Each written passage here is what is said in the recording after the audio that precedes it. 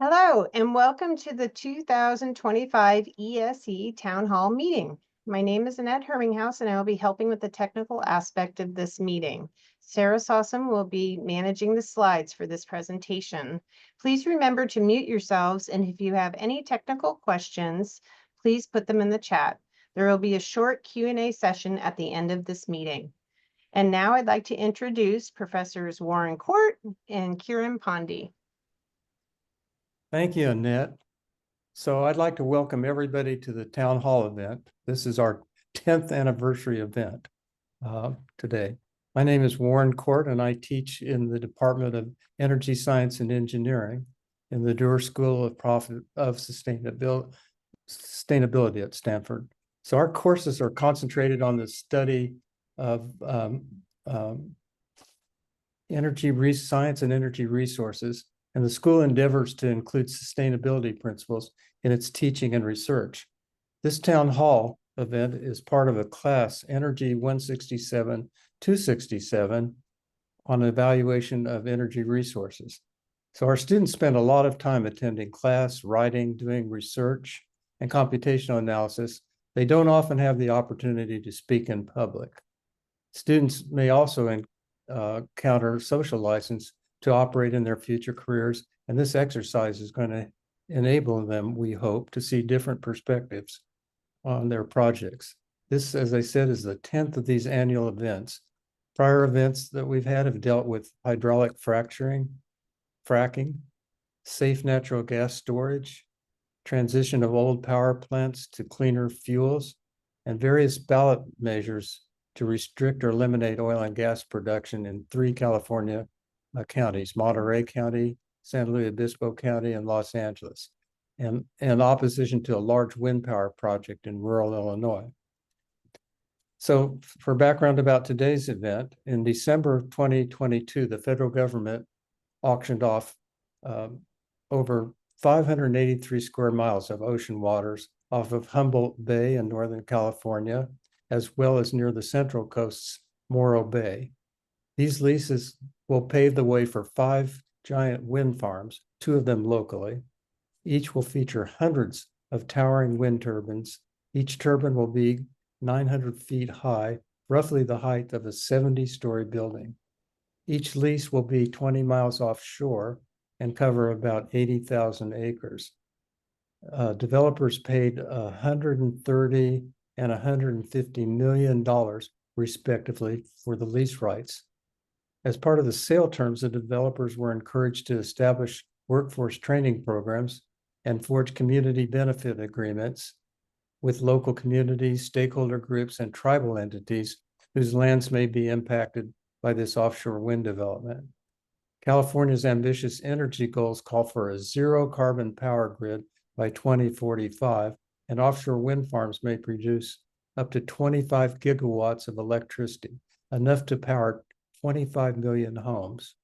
The Morro Bay projects may produce enough power for perhaps 2 million homes.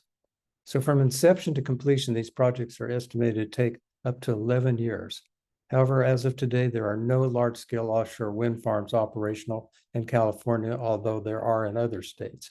And these projects are coming with a whole range of complexities and uncertainties, including acquiring financing for as much as $5 billion per wind farm, infrastructure upgrades to port harbors and support facilities, satisfying environmental issues impacting whales, marine animals, commercial fisheries, and local community impacts such as job creation, which is a positive impact of up to 12,000 specialized jobs during construction. There'll be less after. Many of the affected stakeholders, developers, local and state government representatives, regulators, labor, environmental organizations, homeowners, and business owners will be speaking here today. This event is a dramatization. The roles of the stakeholders are being played by students, and while their statements are intended to simulate the discussions that may have been expressed at a public meeting such as this, they are not the opinions or the positions of the students, faculty, or the university. The names of some of the roles being played may be actual persons whose names are a matter of public record. I would like to point out that unlike a lot of public forums such as this, I hope you'll see that science will be very much present in the room today. So I'd like to, before we begin, I'd like to recognize some persons who have been a great help in putting this event together. My colleague, Professor Karen Pandy, our teaching assistant, Sarah Sasson, the staff of the ESE department, especially Antoinette Herminghaus, who created the terrific graphics that you've seen and who's moderating the event. Larissa Roman, department program coordinator for publicity. And last but not least of all, the student participants who've done a lot of research and prepared for these roles. A video of the event will be available and posted on the ESE website later this spring. And I'd also like to make one final acknowledgement for Dr. Nancy Sauer, who's a lecturer at the Jones School of Business at Rice University, who created the town hall format and participated in our first 2 town hall meetings. The format will be 3 to 5 minute presentations by the participants, followed by a 15-minute period where they can ask questions of each other and take questions from the audience and general public. So I'll be timing each one of the speakers, and hopefully your talk will be approximately 5 minutes, but if it runs over, you'll hear the alarm go off. So without any further ado, let's get started. And the first speaker we're going to hear from is John Schmidt, who's Deputy Secretary of Energy for the Office of the Governor of the State of California. John? Hi, everyone. Yeah, thanks for having me. Is my camera working? Let me see.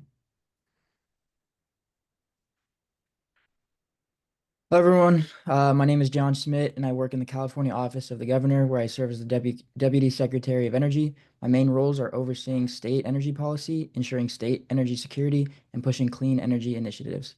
The California government does not only support this project, but we are extremely excited about it. Next slide, please. Or next slide, please. Yeah. One of our state's goals is to have 100% clean energy by 2045. To achieve this goal, we need to explore every possible avenue available to us. Offshore wind is one of these avenues. I, along with Gavin Newsom, believe that the Morro Bay offshore wind project is a great and necessary way to help provide clean energy to reach our state's energy demands. 25 gigawatts of capacity is a serious amount of energy, and this project is one of the largest renewable energy investments in the history of our state and country. With this, we can power over 25 million California homes, ensure grid stability, and promote energy security in our state. Next slide, please. However, we must address the elephant in the room first. The potential challenges posed by the recent election. The current administration plans to halt federal funding for clean energy projects, including the Morro Bay project. This action introduces uncertainty and could delay critical infrastructure developments. Despite these challenges, though, California remains steadfast in its commitment to clean energy. We will continue to pursue future renewable energy developments, including offshore wind. Next slide, please. As I mentioned previously, my role as Deputy Secretary of Energy is to ensure that this project is executed efficiently, cost-effectively, and with the highest level of oversight. To achieve this, I'll be working closely with key agencies, including the California Energy Commission, the CPUC, and the Bureau of Ocean Energy Management, to manage and oversee that this project is done in a cost-effective and timely manner. Our goal is to fast-track development while maintaining strict environmental protections and ensuring that every dollar spent brings maximum benefit to Californians. By coordinating across all these agencies, we will minimize delays and ensure compliance with all state and federal laws, and then bring offshore wind energy online as quickly as possible to support our clean energy transition. Next slide, please. In addition to the energy benefits, we are confident that the offshore wind will provide a significant boost to our economy. This project is expected to create thousands of high-paying jobs in the short term, from construction to engineering and to manufacturing to port upgrades and infrastructure development. Beyond construction, long-term careers will be generated in maintenance, operation, logistics, and grid management, ensuring that these wind farms and ports remain operational and efficient for decades to come. We are also working closely with labor unions, workforce development programs, and local colleges to guarantee that our workforce is prepared to meet the demands of this emerging industry. This is more than just an energy project. It is an economic driver that will support sustainable job growth, local businesses, and long-term prosperity for communities along California's coast. Next slide, please. Energy demand is only increasing, as we have seen with the emergence of new technologies like AI and the fact that more and more people are just being born every year. As years go on, the demand will only continue to increase. California can address this demand while also helping clean up our grid and skies by following through on the Morro Bay project. Offshore wind gives us energy stability and the opportunity to grow our economy. Next slide, please. Allow me to leave you with this. We are aware of some of the hesitations with this project, whether they are environmental or related to property values. I can ensure to you that the state is doing whatever we can to ease these worries. A project of this scale has never been completed before, but as Californians, we should take pride in leading the way. Let us set the standard for the rest of the country and the world on how to build infrastructure efficiently, responsibly, and with a vision for a sustainable future. Thank you for your time, and I look forward to hearing other perspectives. Thank you. Thank you, John. Next up, we're going to hear from David Hochschild, who's the chairman of the California Energy Commission. Yeah, a very good evening to all, and a very warm welcome to this town hall meeting. Today, we are here to discuss the centerpiece to California's ambitious zero emissions electricity by 2045 goal. This centerpiece, the offshore wind energy, will be a critical complement to solar energy for ensuring reliable supply of electricity in California. Next slide, please. As an organization, we are the primary energy policy and planning agency. We are committed to promoting energy innovation and development of renewable energy. Back in 2018, the California Assembly passed the Clean Energy Act, which set the highly ambitious target of 100% clean energy by 2045. Subsequent to that, it was decided to develop 25 gigawatt of electricity by 2045, which is a long-term goal, and to develop 2 to 5 gigawatt of installed capacity by 2030, which is a medium-term goal. And the 5 approved projects off the coast of the Humboldt Bay and the Morro Bay are key to achievement of this medium-term goal. Now, as with any policy decision, there are no black and white scenarios here. We have pros and cons of this policy decision, and we are committed to have a feedback-oriented policy implementation where we will try to maximize the positive benefits and we will try to mitigate the negative impacts. Next slide, please. Next slide, please. Yeah. Now, the research clearly shows that the California is endowed with huge potential of solar and wind energy. And because of this, the solar energy capacity has been ramped up substantially in California. However, there is an issue with solar energy. The issue is of intermittency, and this is reflected in the curve here, which shows the deepening of the duck curve. Now, this is a problem because in 2045, when we will have clean electricity, then we will be phasing out the natural gas, and we won't have a power source which will provide the base load. So therefore, we need a source which has a capacity factor which is high enough to balance the solar power. These two figures here shows the capacity factors for summer and winter, and it is clear that these capacity factors are much higher for offshore wind energy projects during both summer and winter, and both for Morro Bay and off the coast of Humboldt Bay. So therefore, we have a technical constraint here. We need a offshore wind energy capacity to ensure reliable supply over time. Now, there are other opportunities too, the opportunity to be a leader. So right now, there are projects, of course, across the world, but those are at nascent stages. And we have an opportunity here to start early, to develop economies of scale, and to have sturdy supply chain. We also have an opportunity to contribute to tackling the global climate challenge and to contribute significantly to overall national goal of USA. And as shown by the Deputy Secretary earlier, we will face a rising energy demand across US, especially in face of the coming AI revolution. And if we have energy shortages and we don't have reliable sources of energy, we will face inflationary pressures driven by the rising electricity prices. Lastly, this also allows to have opportunity to let the green economy grow through the development of local skilled and trained workforce, and through ensuring that additional benefits, they percolates to the tribal communities and to the underserved communities of California. Next slide, please. And we assure you that we have a clear recognition of issues. Of course, there are uncertainties. The technology is yet to mature. We have the offshore wind floating installations in future, and the technology, we don't know, and there are associated uncertainties with it. We don't know about the environmental implications. The investments required are lumpy in nature, $5 billion for each wind farm. The projects will require significant support from federal and state subsidies. We will require to build transmission lines and related infrastructure. We will need to ensure port development, and we will also need to take care of the sea traffic. Next slide, please. Now, to take care of that, we have a strategic plan in place, and that strategic plan is in public and it has been submitted to the California Assembly. A new state law has been enacted to streamline the environmental approval processes. The strategic plan clearly recognizes the need of an adaptive management to take care of evolving issues over time.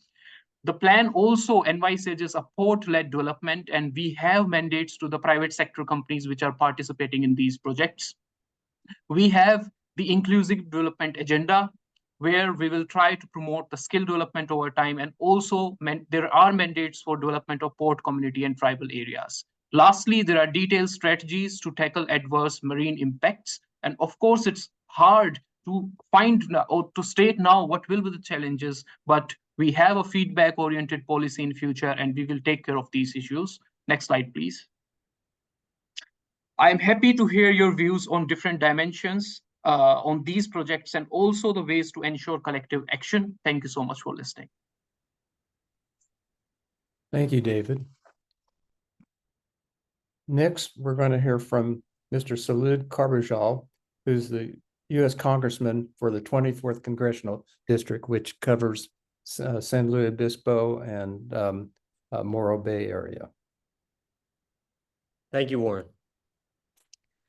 Thank you, everybody, for the opportunity to be here. I'm extremely excited to participate in this town hall.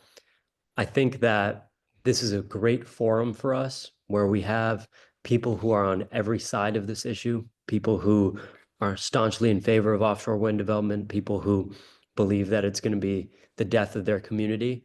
And this is the exact kind of engagement that we need in order to get projects like this working. You can go to the next slide.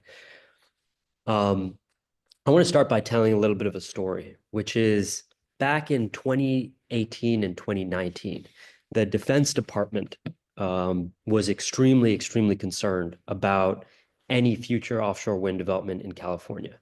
So much so that it seemed like the concerns from the military around their lanes, their training exercises, national security were going to kill any potential project. And I led efforts to work with BOEM and to work with the Defense Department to make sure that those concerns were alleviated.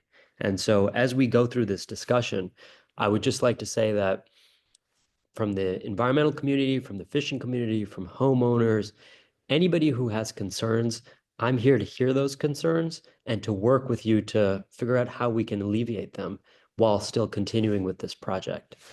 Let's go to the next slide. I think we all know that this is a historic moment for California, and this is a make or break moment. Whether or not we go forward with this project is going to determine grid stability, grid reliability in California. It'll determine energy prices. It'll determine the future of our economy.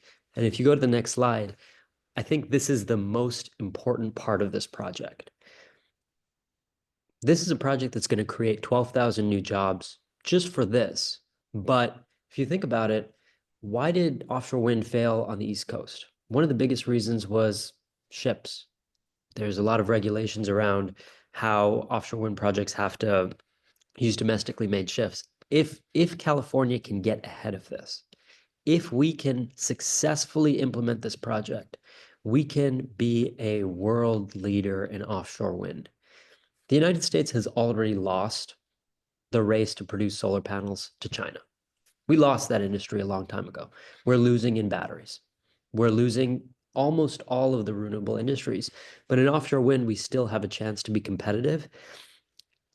And this project is one of the keys to California and the country being competitive in offshore wind. Let's go to the next slide. So I just want to talk a little bit about some of the other things. I think you've already heard that the offshore wind project in Morro Bay was particularly chosen because of the timing of the wind, because it will really help with alleviating California's duck curve.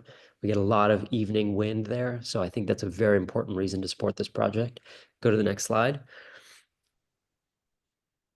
Like I said, with the fishing community and environmental community, we understand that you have major concerns, and we want to work with you on all of those concerns, just like we did with the Defense Department. And we think it's going to be very possible for local fishing to grow and thrive with these projects present. Let's go to the next slide. So just kind of addressing the elephant in the room here, we know that the Atlas Wind project has been paused. Equinor is stepping back. We know that Golden State is continuing their project. So as a congressman representing California in the federal government, it's my role to help navigate the challenges with the federal government, and I'm going to continue to do so. These leases have already been implemented. They're a legal obligation. So any attempt by the administration to pull back on those leases is going to be in violation of the courts, and I intend to make sure that that doesn't happen. Let's go to the next slide. So I just want to close by saying I recognize that this project is controversial, but the opportunity is enormous. Climate change is an enormous challenge, and I'm very hopeful that we can all work together to address everybody's concerns and then move forward with this project. Thank you. Thank you, Congressman. Our next speaker is going to be Peter Smith, who is one of the county supervisors for San Luis Obispo County. Excellent. Hello, everyone. I'm Peter Smith. As a county supervisor for San Luis Obispo County, my mission is to set policies and priorities that best serve my constituents. As a result, today I propose and present my tentative support of the Morro Bay offshore wind vision or project. Next slide, please. For starters, we'll go through, I'm going to go through what I'll be covering today. I'll cover the general summary of the Morro Bay specific projects. We'll look over potential merits in my view and next steps to mitigate any potential risks or concerns regarding this project. Next slide, please. I'll start with the general summary. This Morro Bay Focus project will be about 3 gigawatts. Will provide about 3 gigawatts of power. For reference, this is about 2 million homes powered by this larger project. It'll be 20 miles offshore, which is out of sight of beachgoers on the beach, which is a boon for said communities. And lastly, it'll be about 376 square miles large. For reference, let's go to the next slide. This is approximately where it'll be located in the bottom right-hand corner of this chart. As you can see, it's an assembly of 3 separate projects. It'll be about a few hundred turbines. The turbines themselves are larger, and the radius of these turbines is larger. Hence, these turbines are getting into higher wind streams, being that this offshore wind will be more reliable and will tap into more reliable wind streams and hence act more as a reliable baseload and less like an intermittent source. Next slide, please. Next, let's move on to the merits of this potential proposal. For starters, this provides 3 gigawatts of clean, reliable power, which, as my colleagues have stated, is key to supporting California's 100% Clean Energy Act of 2018 and our nation's transition away from fossil fuels. Moreover, San Luis Obispo prides itself as a center for zero carbon energies. We already host 2.2 gigawatts of nuclear power via the Diablo Canyon nuclear power plant and 800 megawatts of solar power. Hence, this project would fit nicely into this larger proposal, this larger development of clean energy in this region, and establishes us as a leader assisting California with this transition away from fossil fuels. Moving over to the financial side, this proposal would invest millions of dollars into coastal port infrastructure, would create thousands of well-paying wind port construction jobs, and hundreds of permanent construction jobs, construction and technician jobs assisting with the project itself.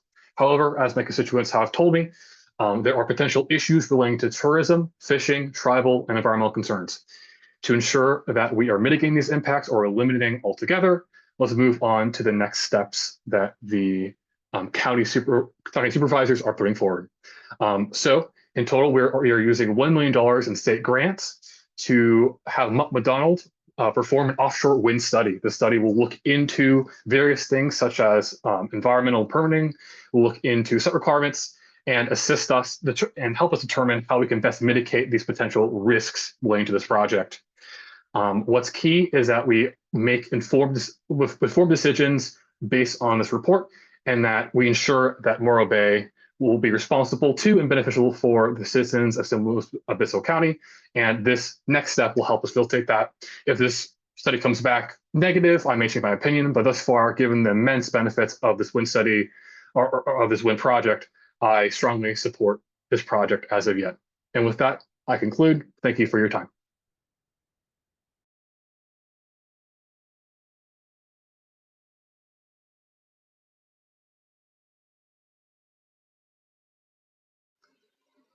Professor Clark, you're muted.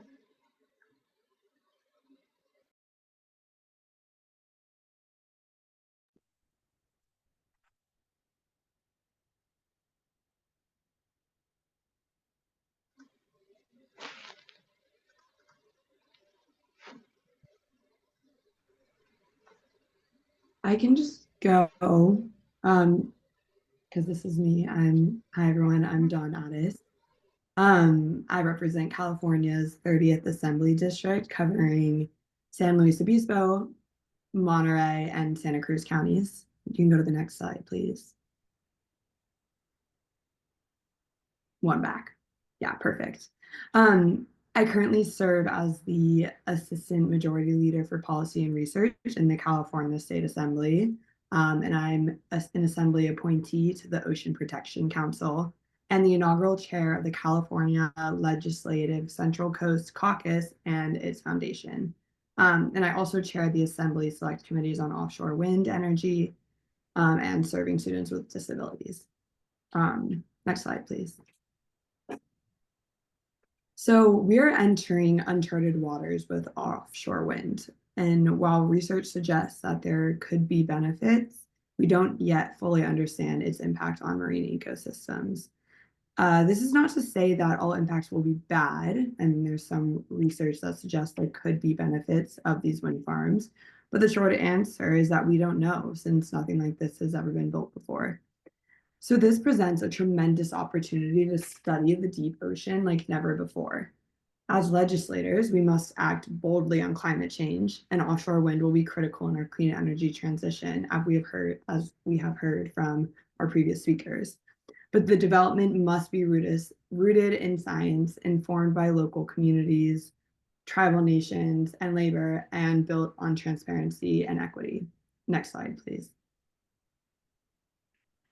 There are significant knowledge gaps that must be addressed before offshore wind can be successfully integrated into California's energy system. And we must maintain California's strong commitment to ocean and coastal protections while advancing this industry. So that means establishing a robust science-based monitoring program to understand impacts on ocean life and habitat, making that research public, digestible, and easily accessible so communities can actively engage, and ensuring that all stakeholders, the scientists, the policymakers, the industry, and local voices work together to shape the responsible development. Next slide, please. And we've already made progress. In 2023, I authored Assembly Bill 80, which required the Ocean Protection Council to create a science entity to coordinate and oversee the scientific research and monitoring that decision makers need ahead of and during the development of offshore wind energy. This was ultimately included in the state budget, securing $3.6 million for critical offshore wind science in 2024-2025 California state budget. We have established the Pacific Offshore Wind Consortium, which is a joint effort between 3 research centers that allows for resource sharing and development of best practices when designing comprehensive research programs to evaluate offshore wind along the West Coast. And this consortium includes the Center for Coastal Marine Sciences at our very own Cal Poly San Luis Obispo. And we've begun to bake adaptive management strategies into the DNA of the development plans in order to make sure that research will be effectively deployed.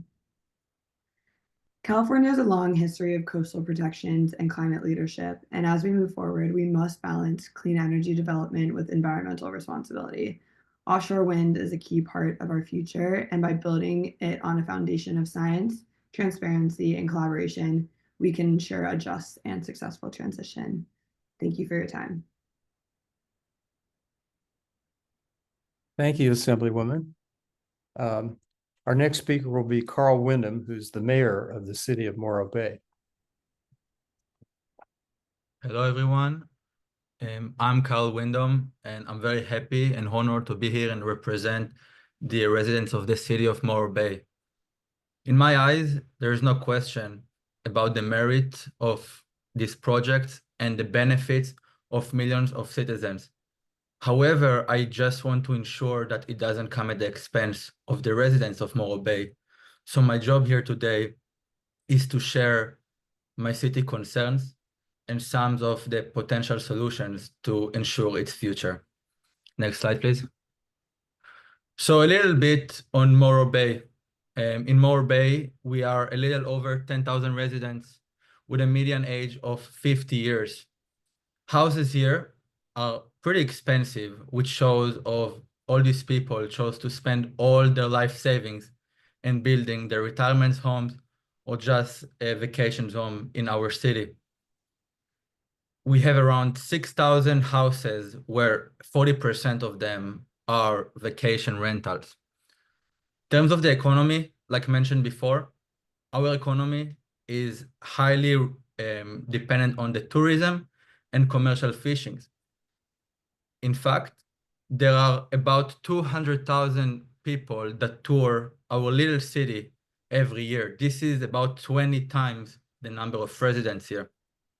Next slide, please. So Morro Bay is just a natural beauty, right? We have a lot of wildlife and recreation. People come here from all over the country to do kayaking and do whale watching and see sea otters and seals, sea lions, and all other types of birds that come here because the conditions allow it. Moreover, we have the Morro Rock, which is a big iconic attraction here. And of course, our historic waterfront, which is home for many shops, galleries, and restaurants that really showcase our city heritage. And now I want to that I portrayed our city to jump into some of the main challenges. In the next slide, please. I know that there are a lot of environmentalists and other professionals that can point the specifics of the environment and the water. So that's why I chose to focus only on our city. So the main challenge and our biggest constraint is really the construction. Just in Morro Bay, the construction period can take up to 4 years and more. And because this is the first project of its kind, there is no guarantee that it can take also a decade, right? Just in Morro Bay, there's approximately we need to have 4,000 workers to live here with over 100 trucks daily operating. Now, the challenge is tremendous because essentially we want to add 40% to the current residents, right? And we need to house them.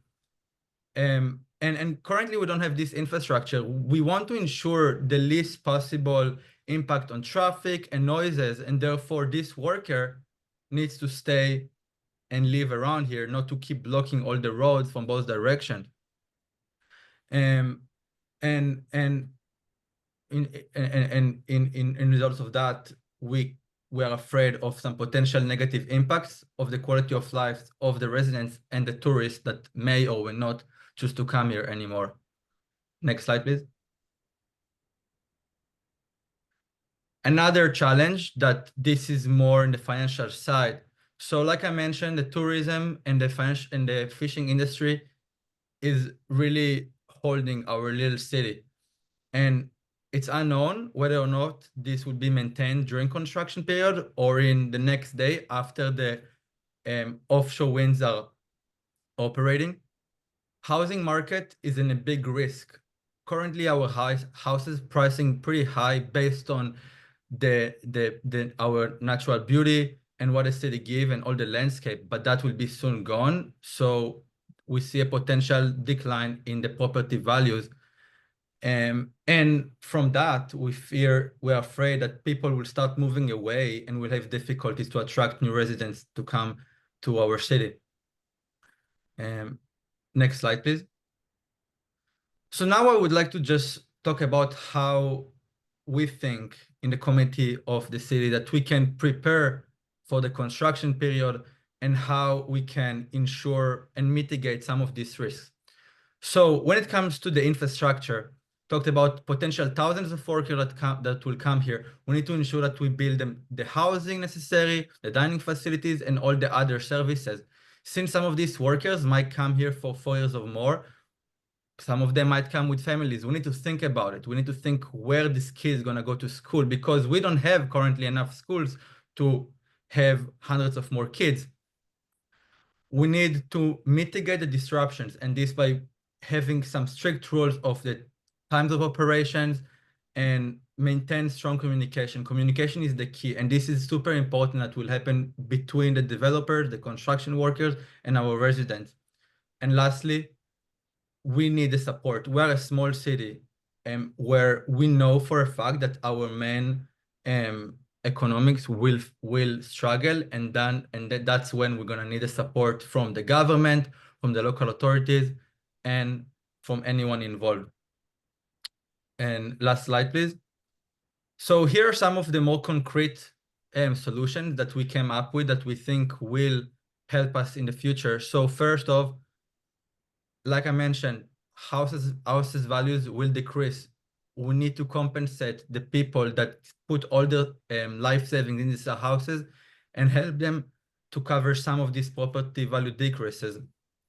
We talked about that these offshore wind farms will generate enough power for millions of citizens, and therefore we believe that our city deserves free lifetime electricity from all the impact that this will and burden that it will come to our city.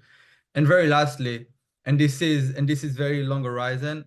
However, in case that the tourist industry will really get hurt and people will choose not to come here anymore, we need to find new way to attract people here, and maybe even establishing a new small community college or in any other scale will bring people back in our city and help us to maintain our local economy.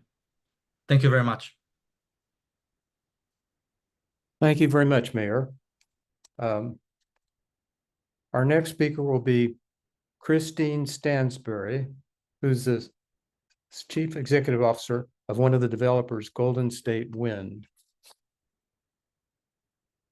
Hi, everyone. Thank you for giving us this opportunity to talk to the folks in this area. I'm the CEO of Golden State Wind, Christine Stansbury, and I'd like to give you an overview of what Golden State is hoping to achieve in this project.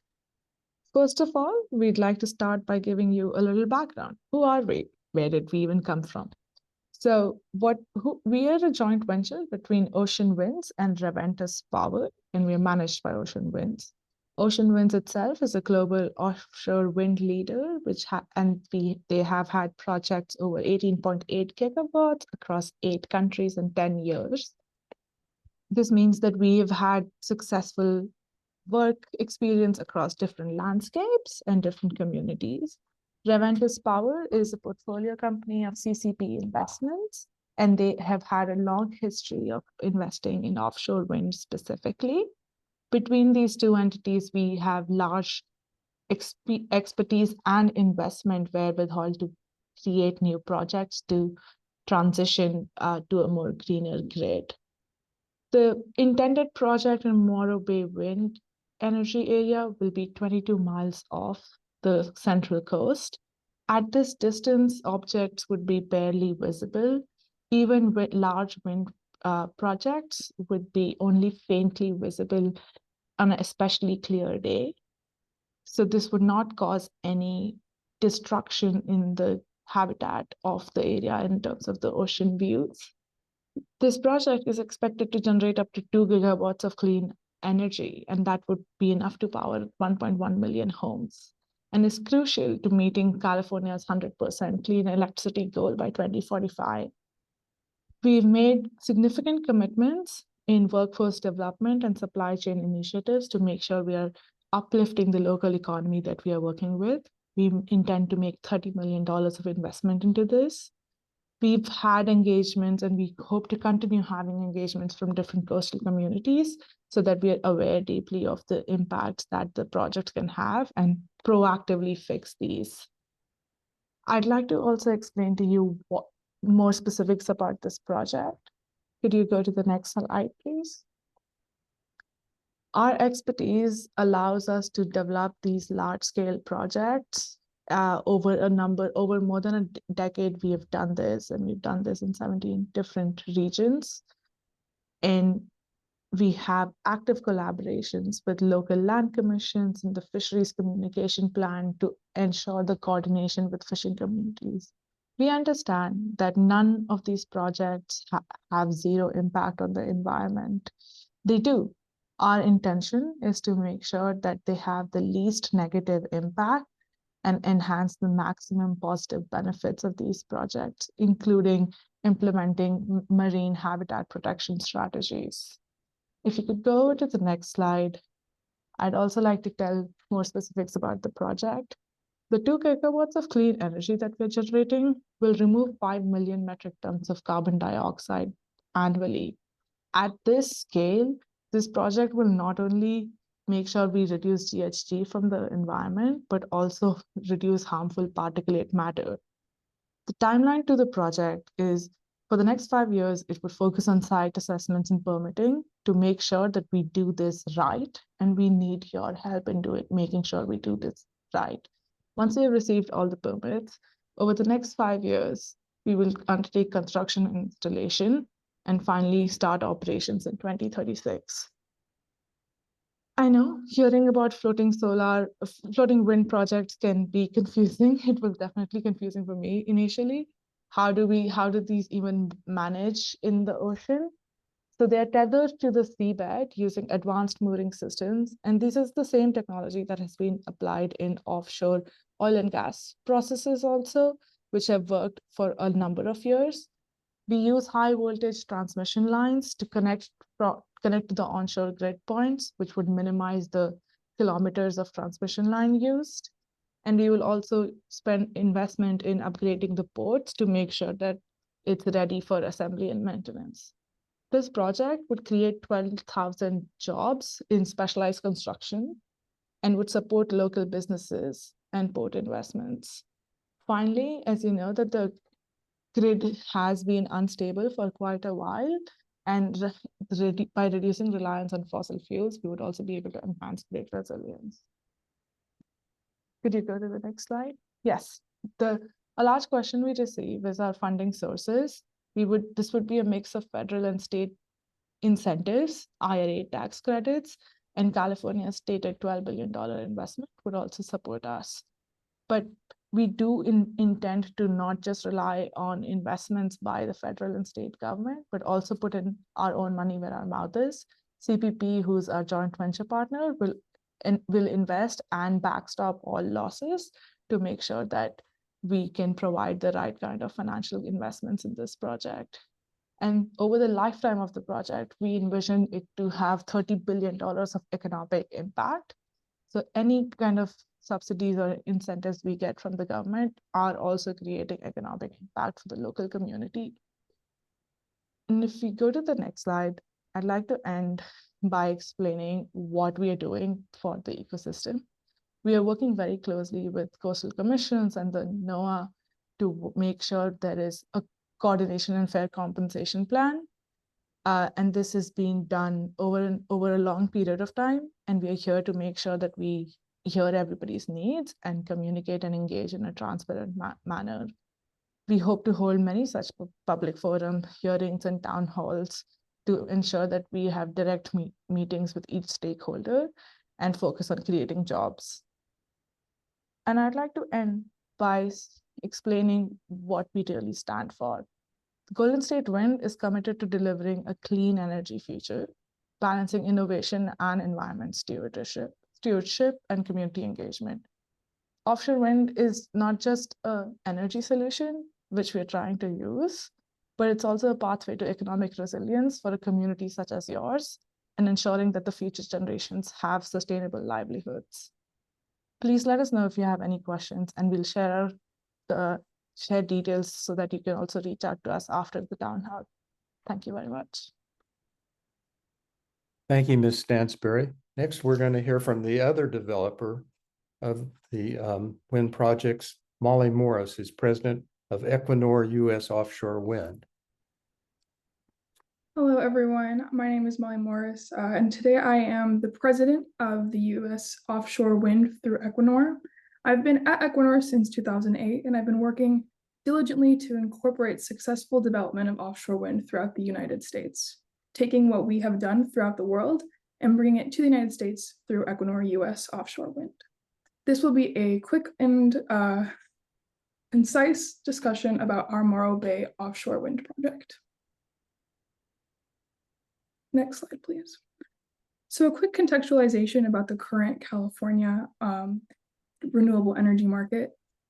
California brought in 17.3 gigawatts of new capacity online between 2020 and 2024, including 10 gigawatts of batteries, 6.3 gigawatts of scale solar, and solely 1 gigawatt of wind. And if we look at these statistics, it is clear that there is a gap in wind where solar and battery storage have really taken stride. There is room for development and growth in the wind sector of renewable energy in California. Next slide, please. In December of 2022, there was an auction for the Californian offshore wind, which saw a number of $757 million in high bids across the 5 lease areas of Humboldt and Morro Bay, respectively seen in this image here. Equinor had a high bid of $130 million to have the opportunity to take our skills and our understanding of offshore wind to bring it to California. We would have a capacity of around 972 megawatts, with average speeds in the area that we leased of 9.7 meters per second at 100-meter heights, which is around the height of the wind turbines. Next slide, please. Offshore wind generation is highest during the summer months. And this actually coincides with high times of high demand in California, since in summer months, there's a high demand for power. Offshore wind in Morro Bay generates most of its wind power or has higher wind power in the summer months, which coincides with this high demand in California. The graph with the yellow tables can show a rough estimate of the total generation for a 100 megawatt plant in Morro Bay, showing that there is consistent wind throughout the year with peaks in the early summer and late summer months.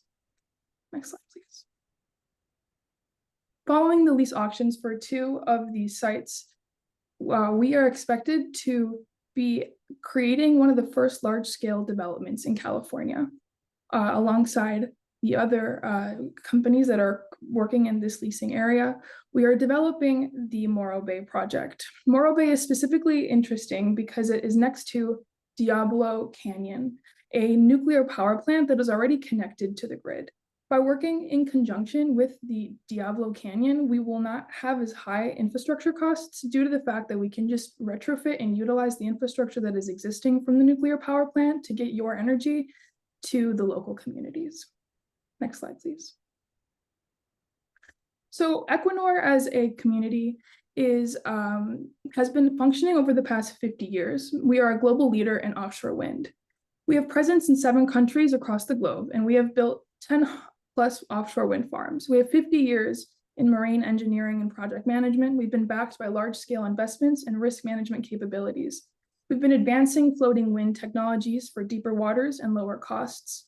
We always make it a crucial part of our journey to collaborate with communities, regulators, and industries to ensure that our stakeholders are feeling that their needs are met. We've proven time and time again that we have the capability to manage complex offshore projects efficiently. Some of these projects that have been successful include High Wind Scotland, which has been powering 36,000 homes, the UK and Germany, where we power 1 million homes, and the Dodger Bank in UK, where we power 6 million homes. So a little more about the Morro Bay project. I kind of wanted to focus less on the logistics and more about the benefits and the obstacles that we are facing when it comes to this project. As I said before, one of the benefits is that we are leveraging the Diablo Canyon nuclear plant for transmission infrastructure. We are reducing reliance on imported electricity and fossil fuel peaker plants for moments where we have high demand in electricity needs. Since wind power has the highest evening generation profile, it actually complements perfectly with solar energy, which has a low energy profile at night. Additionally, like I mentioned before, summer generation coincides with the high demand. I also wanted to take this moment to acknowledge that Equinor has paused our surveying operations to focus on our East Coast projects until 2026 or around 2026, 2027. We did this to ensure that the projects that we have already taken responsibilities on are breaking ground and successfully functioning before we take on more opportunities. Additionally, since there's been shifts in the federal administration temporarily pausing leasing and permitting for offshore wind, we are trying to ensure that we fulfill our lease responsibilities while also making strategic decisions so that the projects that we do take on, we can complete in the time that we said that we would, with the least amount of pushback or harm on our stakeholders. Next slide, please. I guess it's really, I've been listening today to everyone speaking. I think it's just really crucial to understand where everyone is coming from, especially hearing from Morro Bay. I wanted to really take a moment to take in and acknowledge our key considerations, one of them being environmental risks. Although there is some discourse surrounding difficulties with environmental protection, we have developed robust environmental monitoring systems, and we will engage with local fisheries and ensure an adaptive project design so that we are considering the local communities, local fisheries, local economy and jobs, in making sure that we continue discussions with these communities to ensure that they feel heard and acknowledged and worked with. In response to that, we also want to do coastal community impact, have stakeholder engagement programs, community benefit agreements, and ensure project development transparency, hosting town halls such as this, where we can get your voices heard and ensure that your needs are being met while we develop this project in your community. Since this is a collaboration and we do not want to overstep and take on responsibilities or harm the community in any way, we know that this is a benefit to the communities surrounding California and in Morro Bay. Finally, the financial feasibility. We understand that it is a high initial cost, but this is an investment in California's future. We understand that these initial costs can seem scary. There's construction, there's these shifts in economy that we have to face in order to see these transitions occur. But in California, we take these moments and we hope to allow California to be an investment in the future of renewable energy. Again, we appreciate your time and giving Equinor the opportunity to work alongside all of these stakeholders to create something so unique and new in the state of California. Thank you. Thank you, Ms. Morris. Okay, our next speaker will be Kenneth Huckabee, who's a commissioner of the California Coastal Commission. Good evening, everyone. It's a pleasure to be here today. I'll be giving the California Coastal Commission's viewpoint on offshore development for the two locations, highlighting the need to balance both economic progress with environmental protection, coastal dependent industries, and community interest. Next slide, please. So one of California's greatest treasures is its 840-mile-long coastline from the redwood forested North Shores to the sun-soaked beaches of Southern California. And preserving and protecting this coastal wonder is the responsibility of the California Coastal Commission, which is a public agency established by voters in 1972 and made permanent in 76. The commission enforces the California Coastal Act, which is a law that was designed to balance economic development with environmental protection in the coastal zone. Next slide, please. So the coastal zone is a specifically designated area that includes both land as well as water. It extends from the mean high tide line out to 3 miles offshore in the Pacific Ocean, as well as inland to varying extents depending upon specifically the geography and the jurisdiction. And this zone, as you would expect, encompasses beaches, estuaries, wetlands, harbors, and coastal watersheds. And we have to ensure that development in these areas is regulated to protect the environmental integrity, public access, and coastal dependent economies. Next slide, please. So offshore development goals, whether for energy, infrastructure, or industry, must align with the Coastal Act's 3 goals. The first is protecting, enhancing, and restoring coastal resources. Offshore projects should avoid harming marine ecosystems, scenic views, and biodiversity. Second one is giving priority to coastal dependent development. Projects must demonstrate a necessity to be located offshore rather than on land. And the third is maximizing public access. Development should not restrict public access to coastal waters and beaches in any way. Next slide, please. So when reviewing offshore proposals, the Commission considers several key factors. The first is environmental impacts.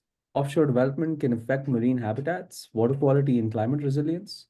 The Commission evaluates potential harm to fisheries, marine mammals, and ecosystems before approving any projects. The second one is fishing industry considerations, and this was a big concern. California's fishing communities depend on these offshore waters where these 2 farms are going to be deployed.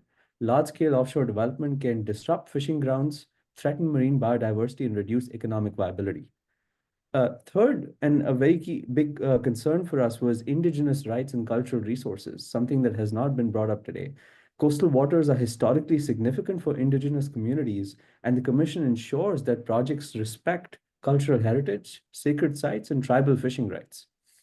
After considering these 4 factors, as well as general public concerns, we identified 1 key priority area in each proposed development region, after also gathering broader scientific opinion. Next slide, please. In Morro Bay, environmental impacts were the biggest concern, and these can be potentially mitigated by implementing very strict marine habitat protections, such as designated exclusion zones to safeguard sensitive ecosystems. Next slide, please. And in Humboldt Bay, where fishing industry was a big concern, potential disruptions to this industry can be reduced by collaborating with local fishers to establish alternate fishing zones and compensation programs for those whose livelihoods are affected. Next slide, please. Ultimately, we remain steadfast in its mission to ensure that offshore development is both responsible and sustainable, which is why we support it. With careful planning, stakeholder collaboration, and adherence to the Coastal Act's principles, California's coastline can continue to thrive, supporting both economic growth and ecological integrity. Thank you very much. Thank you, Commissioner. Next speaker will be Jeremiah O'Brien, who's the Vice President of the Morro Bay Fishermen's Association. Good evening, everyone. I'm Jeremiah O'Brien, Vice President of the Morro Bay Commercial Fishermen's Organization. Today, I'm here to discuss a critical issue: how we can ensure coexistence between offshore wind development and our vital fishing industry. The proposed farms of Morro Bay represent a significant change for our community, and it's crucial that we find a path forward that respects both our need for clean energy and the livelihoods of the local fishermen here. I am very happy to hear words of encouragement and words that, the fact that everybody is willing to work with the local communities, especially the CEOs. And I have some specific suggestions that I would like everyone to take on board. Next slide, please. Before I go there, let me just start by emphasizing the immense value of the Morro Bay's fishing industry. We're not just an economic engine generating millions in revenue annually and supporting countless local jobs. We are the cornerstone of this community's heritage, with fishing traditions passed down through generations. We provide food security, delivering fresh, sustainability caught seafood to our region and beyond. Our key species, the crab, the sablefish, the market squid, are vital to our operations. Perhaps most importantly, we fishermen are the original stewards of the ocean. We understand its rhythms, its ecosystems, and we're deeply motivated to protect it. Any discussion about offshore wind must recognize and respect the multifaceted value we bring to the Morro Bay. Next slide, please. So here are 4 steps we suggest to minimize the impact on the fishing industry. first and foremost, we need a guaranteed seat on the table before any decisions are made. We're calling for a fishermen's advisory board with real decision-making power, not just a consultative role. Our local knowledge is irreplaceable. We know the fishing grounds, migration patterns, and spawning areas in ways that environmental surveys alone can't capture. Second, we need strategic turbine placement. This means using dynamic high-resolution mapping of fishing zones with real-time data. We must avoid placing turbines in critical fishing areas. We're also advocating for wider turbine spacing to allow our vessels to transit between the farms and an east-west turbine orientation. These steps can help us coexist with the wind farms while protecting our ability to fish. Next slide, please. Technology and innovation must play a key role in minimizing impacts. We need investment in fishing compatible foundations and cable routing to reduce seabed impact. It's crucial to minimize electromagnetic field emissions from cables to protect crab migration and other marine life. We also need real-time monitoring and adaptive management strategies. Fourth, what's equally important is fair compensation. We're calling for an industry-managed compensation fund for gear loss and reduced catch, with transparent management and direct fisherman input. We also need a separate mitigation fund for long-term research and habitat restoration. Lastly, we support tax credits for workforce programs and community benefit agreements for wind development, ensuring our community sees direct benefits from these projects. Next slide, please.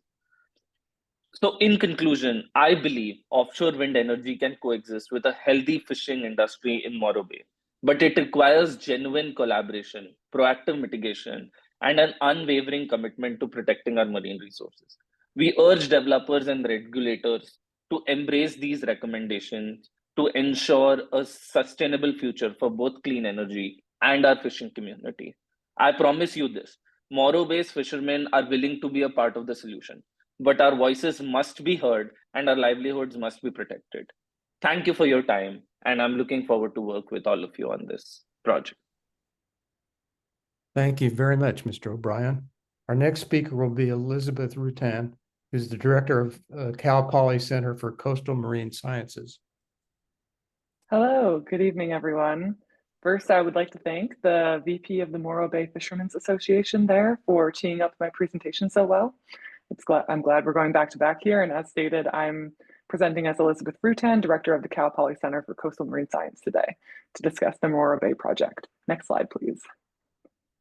My presentation will cover 4 key areas: this project's role in California's energy goals, the importance of spatial planning and risk mitigation, community benefits, and finally, our recommendation. Next slide, please.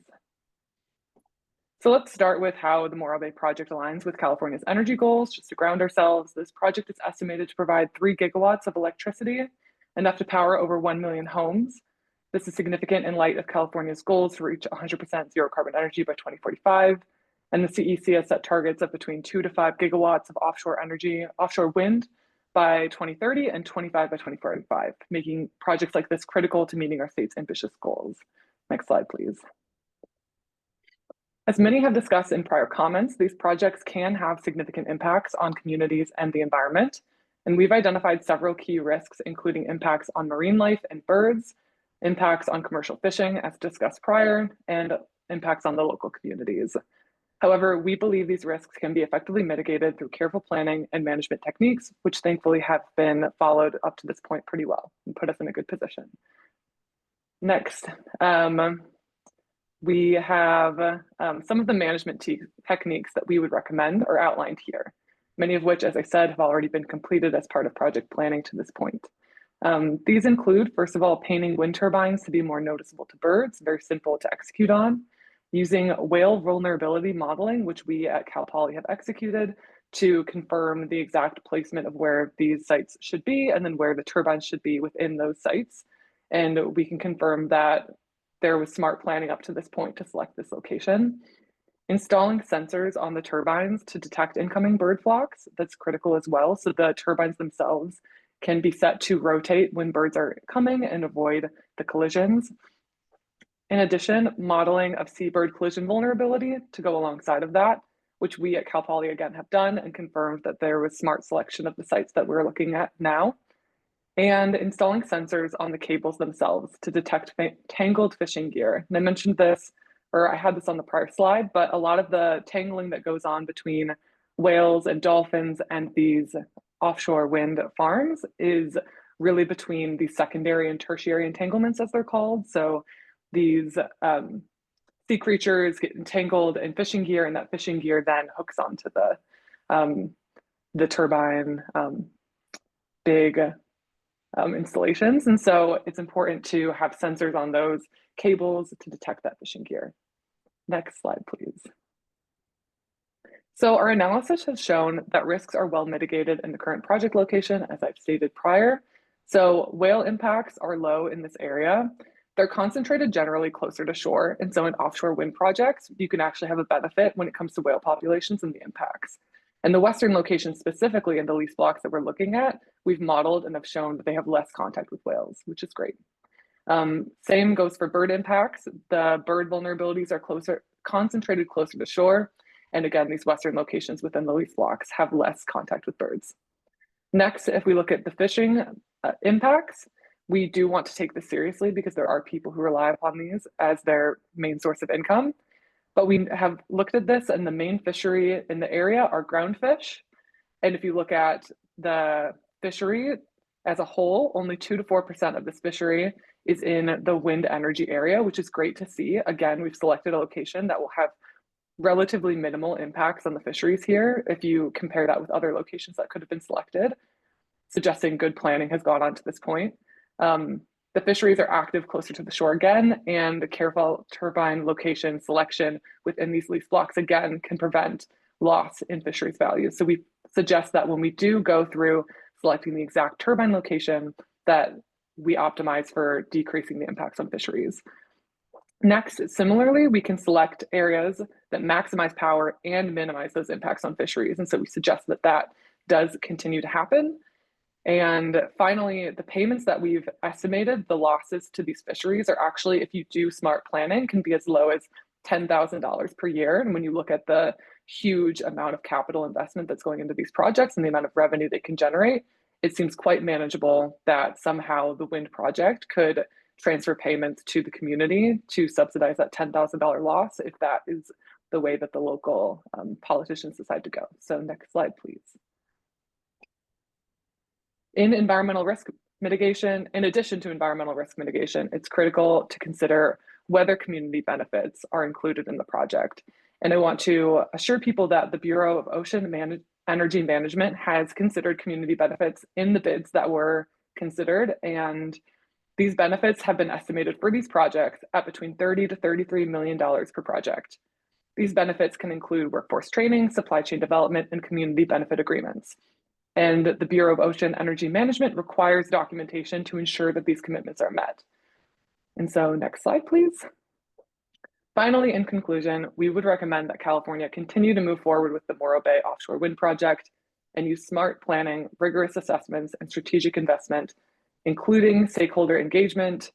And we believe this project can both positively impact the community and the environment. Thank you for your attention. Thank you, Ms. Roten.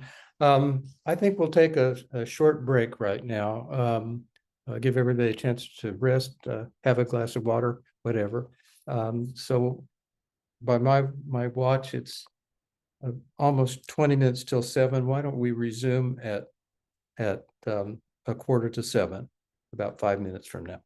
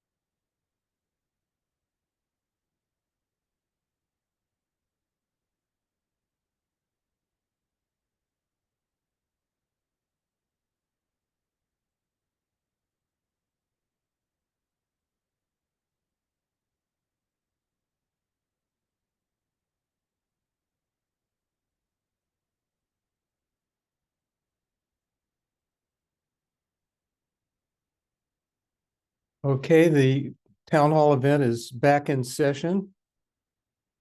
And we're going to be hearing next from Linda Kropp, who's the Chief Counsel for the Environmental Defense Center in Santa Barbara.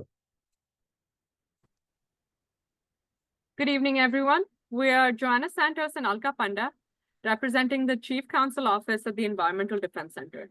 Next slide, please.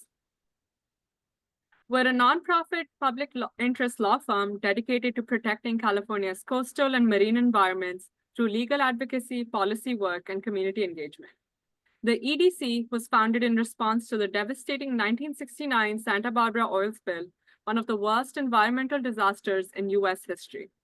Since then, we have spent over 50 years fighting to prevent similar harms by holding industries accountable, by enforcing environmental laws, and ensuring that communities have a voice in decisions that impact our environment. We support the transition to renewable energy. Offshore wind is a promising source of clean power that can help fight climate change and reduce dependence on fossil fuels. But as we've seen in the past, large-scale industrial projects can have unintended environmental and community impacts. That's why it's crucial that offshore wind is developed responsibly. Next, please. Currently, California has ambitious offshore wind goals, with Morro Bay identified as a key location for development. However, the process for approving these projects has raised concerns.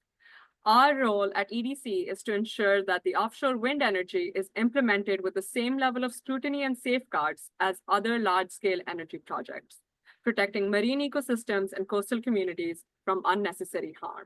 Next, please. So how is the Morro Bay offshore wind project different from typical large-scale energy projects? It all starts with federal policy. Under the Energy Policy Act of 2005, the Department of Interior now has the authority to lease federal waters for offshore wind. Oil and gas projects require a full environmental impact statement before leasing, but the Morro Bay project is moving forward with only preliminary environmental reviews. This means that although leasing has already occurred, major risks have not been fully assessed. Next slide, please. For comparison, the Cape Wind project on the East Coast had a much more rigorous environmental review before leasing even occurred. So why are we not following the same process as before? A short review process in the case of Morro Bay could be due to the Inflation Reduction Act, which ties offshore wind leasing to continued oil drilling.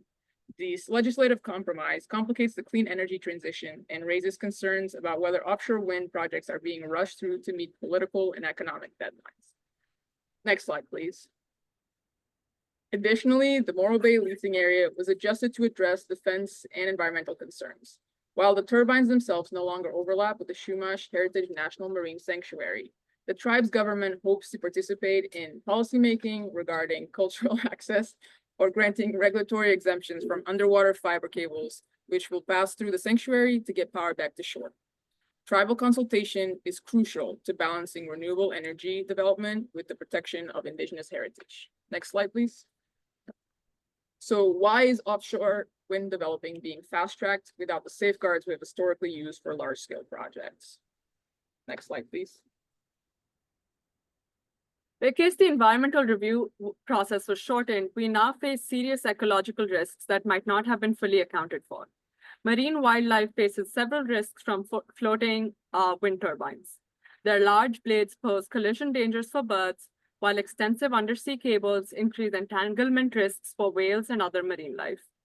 Wind farm construction and operation also generates underwater noise, disrupting marine mammal communication and migration.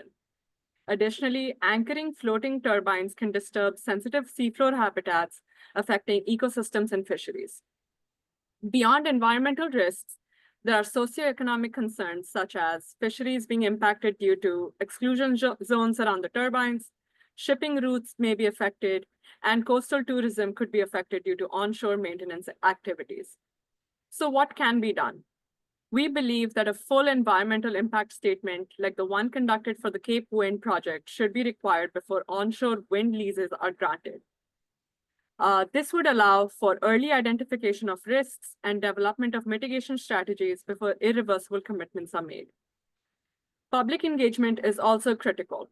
The Environmental Defense Center strongly encourages local communities, environmental groups, and stakeholders to participate in the regulatory process. There are public comment periods, workshops, and opportunities to voice concerns at both the state and federal levels. Next slide. Additionally, we want to mention that California has introduced key legislation to improve oversight, focusing on offshore wind infrastructure, improved environmental monitoring, and protection for fisheries. Next slide, please. We believe offshore wind can be part of California's clean energy future, but only if it's done responsibly. The lessons from past projects show us that cutting corners in environmental reviews can lead to long-term harm. We encourage you to stay engaged, ask questions, and participate in the public process to help ensure that offshore wind energy is implemented in a way that truly benefits both our planet and our communities. Thank you. Thank you, both of you. Our next speaker will be Andrea Luker, who is a representative of the REACT Alliance. Sweet. Hi, everyone. Hi, my name's Andrea. I've been a longtime employee of Morro Bay, the city of Morro Bay, served as a city manager, served as a harbor manager, and I'm here to tell you the real that none of the politicians and advocates in this meeting have really shared with you. And I represent a group of constituents called the REACT Alliance. We're the Responsible Energy Adaptation for California's Transition. We do want to see a clean California, but this is absolutely not the way. Next slide. Let's be really real. This lease is in the worst possible location. It is in the middle of two major migration routes, the Pacific Flyway and the Marine Mammal Migration Route. There's no way to sustainably and environmentally put any type of project inside of these two routes. These are some of the most pristine corridors for these two species, and there's just no way. There's just no way to build in something like this. Next slide. And let's take a look at what they want to build. Look at the size of these things. They're absolutely ginormous. They're almost double the size of the cooling towers around Morro Bay. These things are huge. 100% we'll see them from the shore. 100%. Next slide. And look at that. The diameter of the blades, they're over 700 feet. They're moving hundreds of miles per hour. I mean, there's so many different species that move through this. I mean, it's going to kill albatross. It's going to kill pelicans. It's going to kill everything, you know. And there's just no way. There's no way to build this in a way that doesn't, you know, injure at least some of these birds as they move through what is their home and their space. Next slide. And let's be honest about the impacts of the project so far. I mean, they've been using up to 228 decibels of sound to do the siting for this. And we're at the point where that is not only harming marine species, I mean, it's killing larvae, the foundation of the food chain. So there's no way to do the siting for this in a way that's environmentally friendly. Next slide. And we've already seen it. It can cause so many damaging behavior changes for one of the most precious marine megafauna that we have in California. Next slide. And we already know that decibels this loud have already increased whale mortality. I mean, we have researchers telling us that, you know, over 470 whales have died. I mean, that's not an acceptable amount. I mean, no whale should die because, you know, we need to put wind somewhere off the coast of California. I mean, come on. Next slide. And there are other impacts too, right? So we have this upwelling where these turbines block the flow of wind over the ocean, and that stops cold water coming up, and you're completely disrupting the environment with these wind turbines. So there's really just no way to do it given the environment. It's simply too precious. You know, we need some precautionary principle in here. I mean, we just can't go building these things. There's just no way. Next slide. And let's talk about where the money's coming from. It's oil keeping wind afloat, and subsidies are driving all of this. Next slide. None of these leases, they're all foreign companies. This is not Californians for Californians. This is going in Equinor is owned by British Petroleum. I mean, is that really California for California? No. Even going to Golden State, Central California Offshore Wind, that's owned by a bunch of international utility companies and pension plans.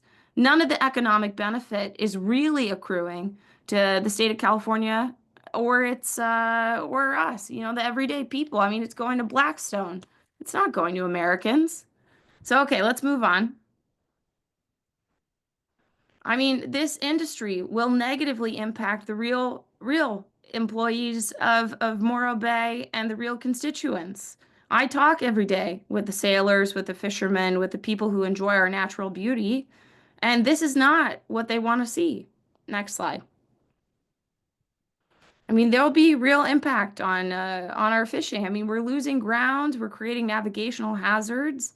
I mean, and we're creating pollution. What are the odds that one of these turbines falls into the ocean and now we have plastic everywhere? Next slide.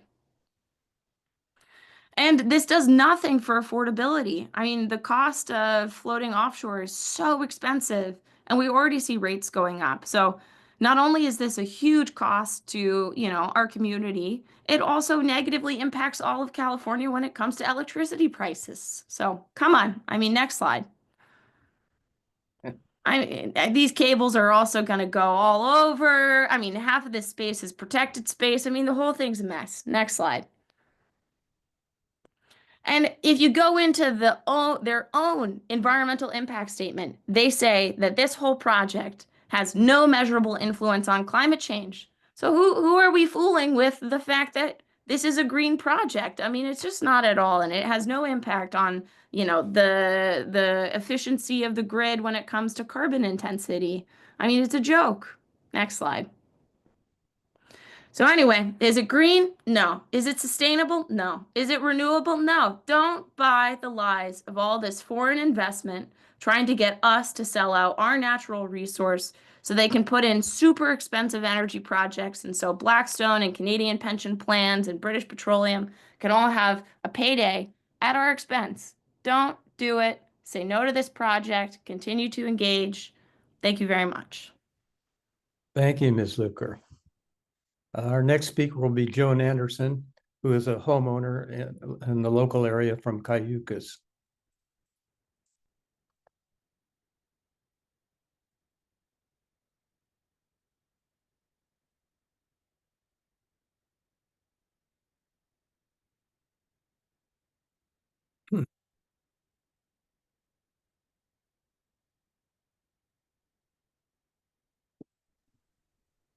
I think you might be on mute. Can you guys hear me now? Hi, everyone. Yes, we can hear you. Hi, thank you very much for engaging with us and for coming to our community. I want to say thank you to React and to the mayor for supporting us and lending a voice to our cause. Because as a house owner here, I'm really confused and terrified by all of this. The engineers on this project have not talked about any of our concerns. Besides the fishing thing, they've not talked about how this engineering thing works. And so I'm going to walk through this my slide as well to kind of share my concerns. If you could go to the next slide, please. First, I'm absolutely terrified that the California Energy Commission unanimously approved this. Nobody sat down and said, maybe we should go back to the drawing board. I'm terrified that this is the people that we have to work with. And first, this is a first of its kind investment that we're doing here in California, and we require billions in public funding. And you want me to be excited because we are going to be a leader? Next slide, please. So in addition to all of my concerns about like a developmental and experimental technology being set up for the first time in my own backyard, I'm going to share 4 other concerns that I have. Like the mayor said, we are going to have an inflow of people who are going to come with their families, and this is going to increase a strain on our schools, our hospitals, and our public services that we currently face. And so this strain is going to now make sure that we have more people who we can now cater to in the long run. And the fact that some of our public financing is going to be going towards financing this project as subsidies, it means that our public fund is depleting and we might not have enough resources to be able to cater to the inflow of people that we would have in our community. Secondly, we're going to probably have an increased housing costs, because it has been proven that over 10 to 5 years after a major or large scale project starts, that there's going to be definitely like an increase or a change. And if power increases and other things increases, then my house rent, like the people renting from me who come here and are the source of my livelihood, will probably no longer be able to afford to take a vacation here, or would not even want to anymore because of like all of the work that is going on. Thirdly, I'm also concerned about my health. I don't know why nobody has talked about this. Like, we've seen that there's an increased air pollution when there's like all of these trucks moving around, all of the transportation activities that is going to be happening, and this is has been correlated with an increase in asthma and heart attacks. And there are people here that are already old, and so my neighbors who are over 75 years old are going to be exposed to all of this environmental and health risk, and nobody has been able to address that so far. Also, we're going to experience long-term disruptions, the noise, the traffic, everything is going to probably be disrupted from the way that we know it. My local cake store at the down of the street will probably not be able to open again because of all of the trucks that need to pass, and she might have to like move to a different place, which also is a disruption to my everyday life. And so to also prove why I do not agree with us being a leader for this project, please, if you could go to the next slide, I would give a case study of Cape Cod. Next slide, please, if you could go to the next slide. Yes, and so we see here, also please click it again, just because of the, yeah, exactly. So the Cape Wind project was also a proposed offshore wind project in Cape Cod in Massachusetts, and it was also projected to generate 1,500 gigawatt hours of electricity a year at a first dollar cost of 2.6 billion. And after 16 years of disruption to those people's households and their community, and over $100 million spent by Energy Management Inc., they actually put out. So you come, you make all of these promises, you spend all of this money, and all of a sudden you can just pause your activity. Like Equinor has done the same right now. They've paused their activity, and this is similar to what happened in Cape Cod. After 10 years of working, they first paused the activity, continued working again, and finally pulled out after 16 years. And now we know that Equinor has paused their current activity, which means they probably would go in the same route as the scenario that we saw for the first leader as well in Cape Wind project in Massachusetts.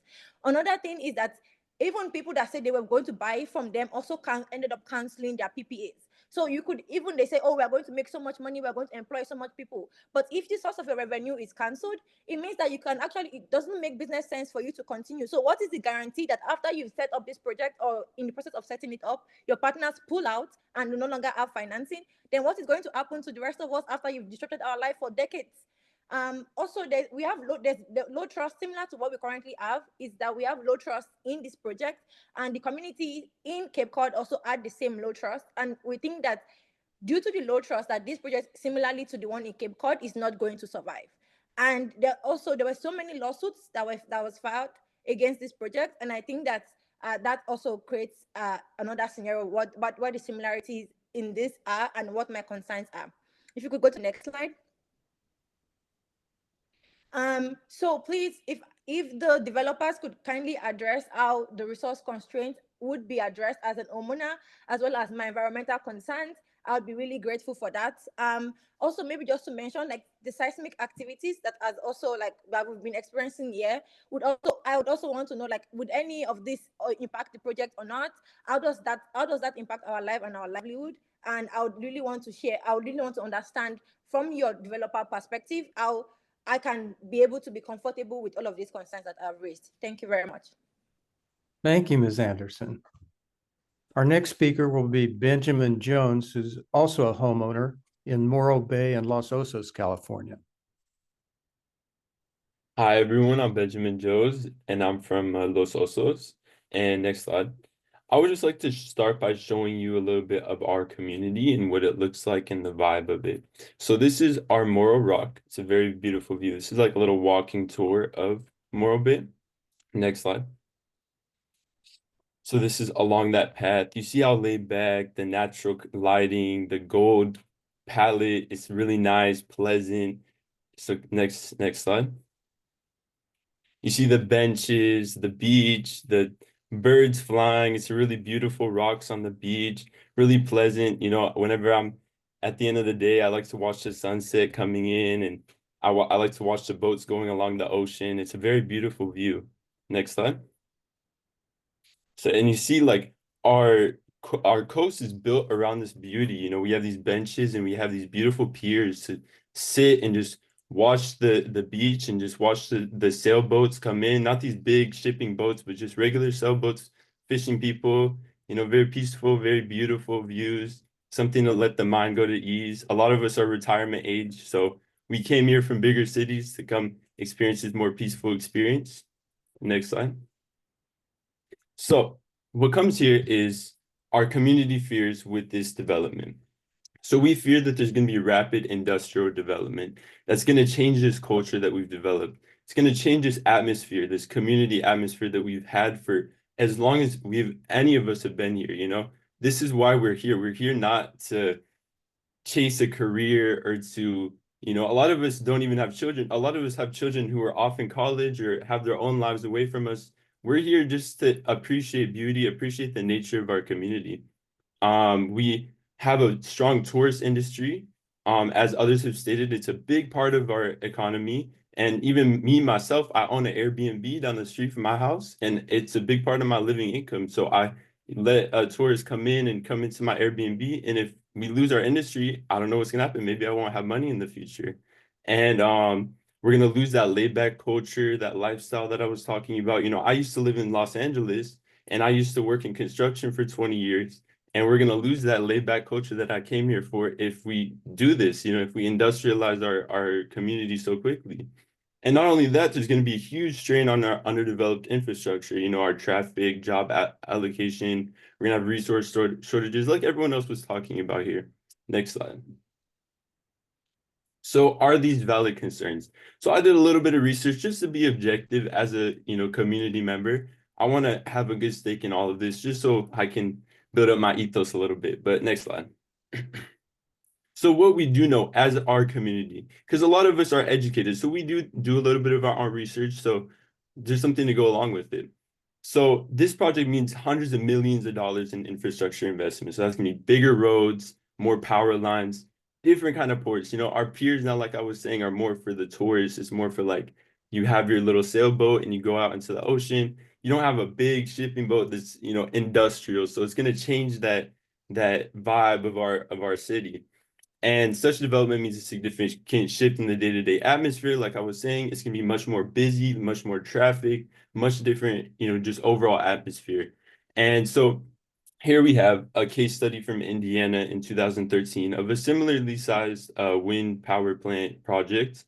And you see just how much money was influxed into the city, into the region, how many jobs came, just how busy it got. And for some cities, for some communities, this is a great idea. Like this is something that they all want. But for us, we didn't come here for that. We came here to escape that very growth, to escape all that busyness. So next slide. So you know, still being objective, relative to other cities in the San Luis Obispo area, Morro Bay is not a significant tourist destination, but still it makes up a huge part of our economy. It has the second lowest annual occupancy. But you know, being objective, it seems that maybe it would not pose that big of a harm to the tourist industry, but still it might affect it. And again, like I was saying, I own an Airbnb, and if I lose residents there, if I lose tourists there, then I'm gonna lose money and it's gonna affect my livelihood. So next slide. And what we also know is, again, be more objective, these plants are 20 miles off the coast, so they seem like they won't be visible to the eye. But the big concern for us is the infrastructure development. And we really just don't want all that busy like development and everything happening in our city. We don't want to see these big trucks causing potholes in our roads and just loud machinery on the coast where we like to sit out on the beach and watch the waves and everything. So next slide. So the common theme I'm getting here is that we want to be a leader. We want to be the leader of the renewable energy, particularly for offshore wind in coastal California. And honestly, I just don't think that's our role. I think our city is just one that's kind of tucked off away to not really serve a role in the industry of energy transitions and all that. We're more of just a vacation spot, a tourist place. And I think we should stay that way. Thank you for listening. Thank you, Mr. Jones. Our next speaker will be Molly Kroll, who's the Regional Director of the American Clean Power Association. Good evening, everyone. Thank you very much for having me here tonight. And I want to especially thank the community members who've come out to share their concerns. And I'm really hopeful that we will be able to work together and answer some of those questions. Next slide, please. So I'm a regional director at American Clean Power Association, which is a leading voice for the clean energy industry, spanning across storage, onshore wind, offshore wind, solar, hydrogen. We have a lot of experience in this industry, and I'm not here on behalf of any one particular company, but to talk about offshore wind on the whole. Next slide, please. We've already heard a lot about this tonight, so I won't belabor the point, but I just want to emphasize the fact that California has made really ambitious clean energy targets. They're aiming for 100% clean energy by 2045, and the state already has pretty high solar penetration. So even with that, we're only getting to 54% in-state renewable energy, and we know that we're having gaps in the day with our renewable capacity. And like some other speakers have said, the state has ambitious offshore wind targets as well, and a lot of capacity for offshore wind, enough to power around 15 million homes. Next slide, please.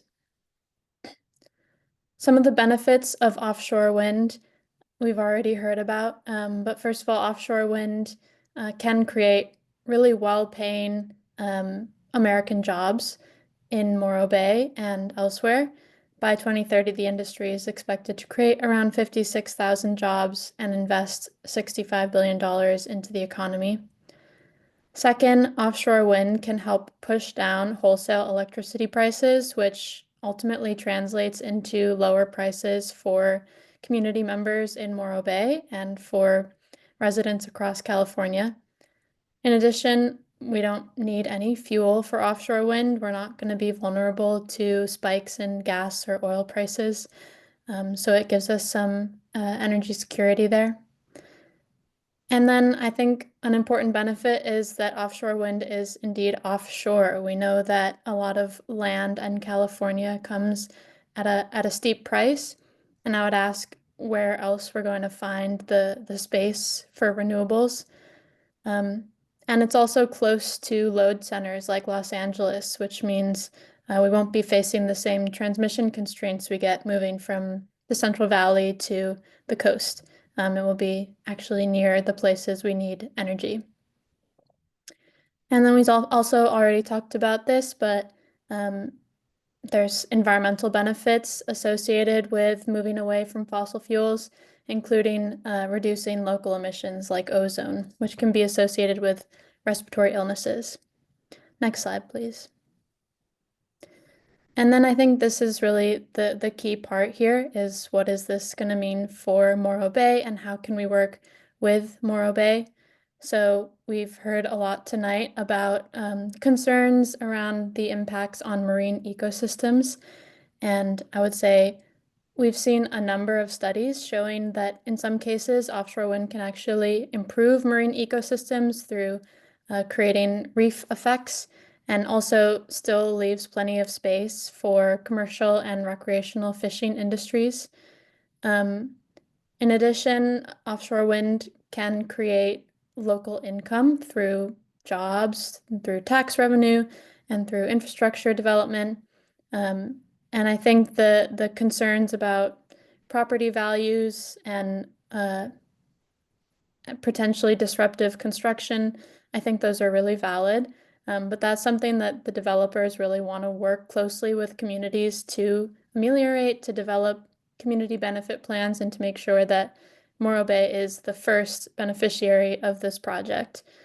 And finally, I'll just close by saying that Morro Bay has a really unique and exciting opportunity here to be a leader in the clean energy transition. And that means creating a healthier environment now, locally, and also worldwide into the future. So I'm happy to be having these conversations, and I'm looking forward to continuing the discussion. Thanks very much. Thank you, Ms. Kroll. Our next speaker will be Christine Mahon, who's president of the Central Coast Labor Council. Hey, thank you. Good evening, everyone. I'm Christine Mahon, president of the Central Coast Labor Council. So, and it's an honor to be here today to speak about the Morro Bay offshore wind project from a labor perspective.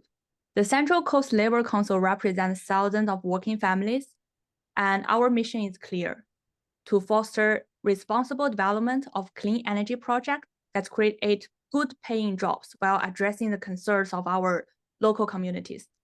Offshore wind, from our perspective, is kind of a once in a generation opportunity. This is an opportunity to power millions of homes with clean energy, also boosting our local economy and set a national precedent for the fair labor standards in renewable energy, like one of the kind in the US. So, but we must ensure that this transition prioritizes workers, supports local businesses, and upholds the highest standard of safety and sustainability. Let's talk about how we can make this happen. Next slide, please. The Morro Bay offshore wind project holds immense potential for the job creation across multiple sectors. So from basic like construction to the operation and maintenance to the port upgrade and ongoing operations, we are talking about thousands of new jobs in each territory. So good union jobs with strong wages and benefits, but these jobs won't appear overnight. They require investment, they require planning, and they require, most importantly, a commitment to building a skilled local workforce that is ready to meet the demands of this emerging industry. So in California and elsewhere, this is why we advocate for this robust workforce training program. Offshore wind development isn't just about turbines, it's about people. It's about ensuring that electricians, iron workers, like welders, and dock workers and countless others have the training that they need to succeed. We need to partner with local community colleges, trade apprenticeship programs, and workforce development initiatives to create a pipeline of skilled labor. And this pipeline of skilled labor really can benefit the Central Coast workers that I'm representing. This isn't just like an investment in infrastructure. Again, it's an investment in people and in the future of our region's workforce. Next slide, please. We believe that renewable energy projects should not only generate power, but also generate prosperity for the community that hosts this renewable. That's why we support strong community benefits agreement, which is also called CBAs. This agreement ensures that local businesses and workers, they can share in the economic benefits of the project. So the project invested, like the money coming from where? But the money goes to the local business. The money goes to the workers. And it's the investment in the local schools, and it could be the investment of the infrastructure improvement. And this is the investment of the workforce training. We must guarantee that the offshore wind development strengthens our community, not only just like meets the bottom line of the investment corporation. So finally, we must emphasize like a strong labor standards and worker protections. Offshore wind jobs, like, while promising, comes with like inherent risk. Just think about it. Think about how tall the tower is, and think about how big like the turbine is. From construction on these high seas to these like heavy equipment operations, safety must be a top priority. This means like ensuring all workers are properly trained, protected by strong safety protocols, and covered by fair labor agreements that prioritize their well-being. We cannot afford to cut corners when it comes to safety and fair wages and the employees' insurance. So, in conclusion, the Morro Bay offshore wind project represents a very, very exciting step towards a cleaner, more sustainable energy future, but its success depends on how we build it. Like this how question is what I'm emphasizing here. Will we prioritize our local workers and fair labor practices? Will we try to ensure the benefits of all the projects like extend beyond the corporate profit, but really get this profit to the working families and the broader communities? The Central Coast Labor Council here, I'm standing ready to collaborate, to work with developers, to work with policymakers, and to work with the communities to ensure that the offshore wind project is not only a triumph for like clean energy, but also a big victory for our workers, for our local economies, and for our shared futures. Thank you. Thank you, Ms. Mann. Our next speaker will be John Peters, who's the harbor administrator for the city of Morro Bay. Hello, thank you for that introduction. So just to make the most of our time and jump right into it, I want to start by giving you some context on my role in the larger picture of the project. So as the harbor administrator, me and my team are in charge of daily operations. These include managing vessel traffic and docking schedules, tourism and maritime recreation activities, along with facilitating activities associated with commercial fishing. This in addition to handling cargo and freight movement in and out of the harbor. Similarly to daily operations is maintenance, so repairing infrastructure, regular dredging that needs to occur for navigable waterways, in addition to navigational aids like buoys and lights. This, along with thinking about logistics for fueling stations and waste disposal systems that vessels might need. And with climate change and the growing prevalence of larger storms, we're also in charge of storm preparedness and resilience. So just to give you some stake or my stake in the project, if we do go forward, what my kind of role will be is in terms of managing the logistics, kind of like I was saying, but really thinking about how this is going to impact the staging, handling, and transportation of wind turbine components at the bay. To give you some context on liability, who I answer to, local agencies like the City Council, state agencies like the California Coastal Commission and Lands Commission, along with federal agencies like Federal Coast Guard. Slide.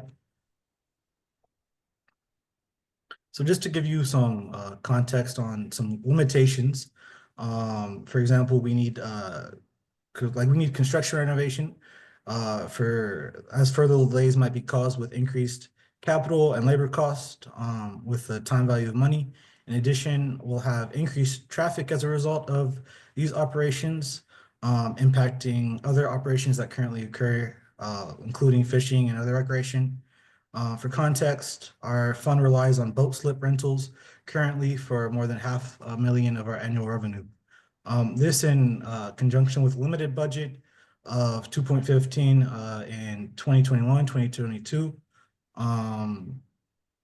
and just the aging infrastructure. For context, the port was made in 1944, originally during World War II for training purposes and not for the needs of this project.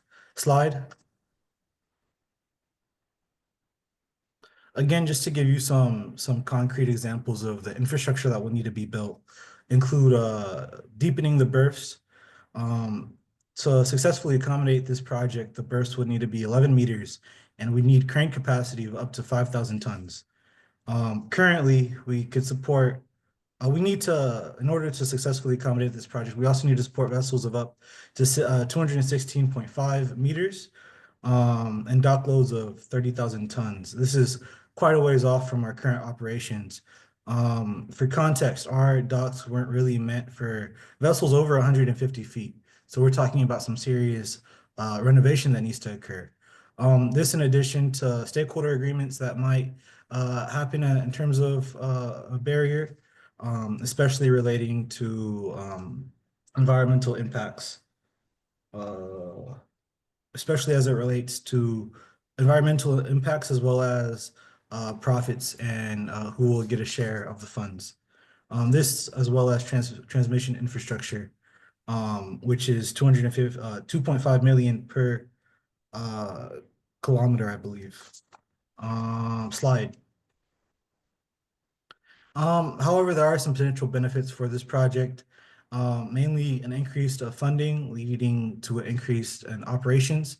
And like others have mentioned, this would allow us to really get our names in the history book as it relates to making a big step in the positive direction towards combating climate change and getting California online with our goals for sustainability. Slide.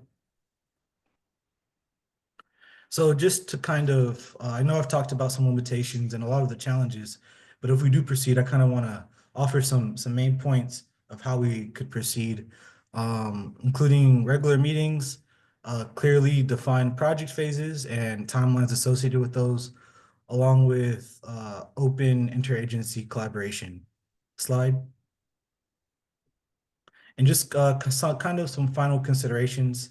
A successful project implementation will lead to just more revenue for the harbor in terms of not only funds, but also revenue that we could generate naturally. With more capacity will attract more freights and more industrial kind of services and needs. But this comes with the funding sources and steady funding sources that we would need to do this massive renovation. And lastly, I really want to convey to everyone here the cost of delays and what it would mean for this project to be delayed further out than originally anticipated in worst case scenarios, and just kind of to take in mind what that would mean for daily harbor operations for us. Thank you guys for your time and your consideration. Thank you, Mr. Peters. Our next speaker will be Douglas Boren, who's the director of the Pacific OCS region of the Bureau of Ocean Energy Management.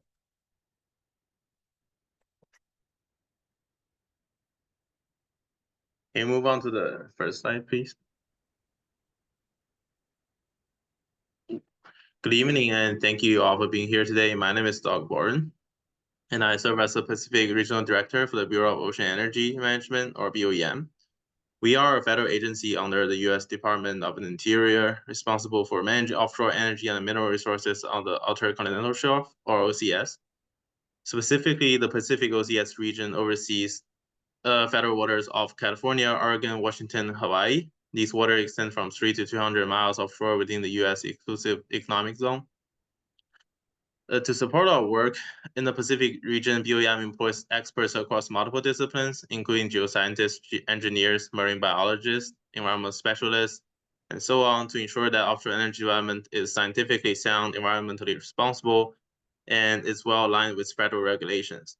So tonight I'll discuss BOEM's federal role in offshore wind development in Morro Bay and Humboldt County, which are part of California's goal to deploy 25 gigawatts of offshore wind by 2045.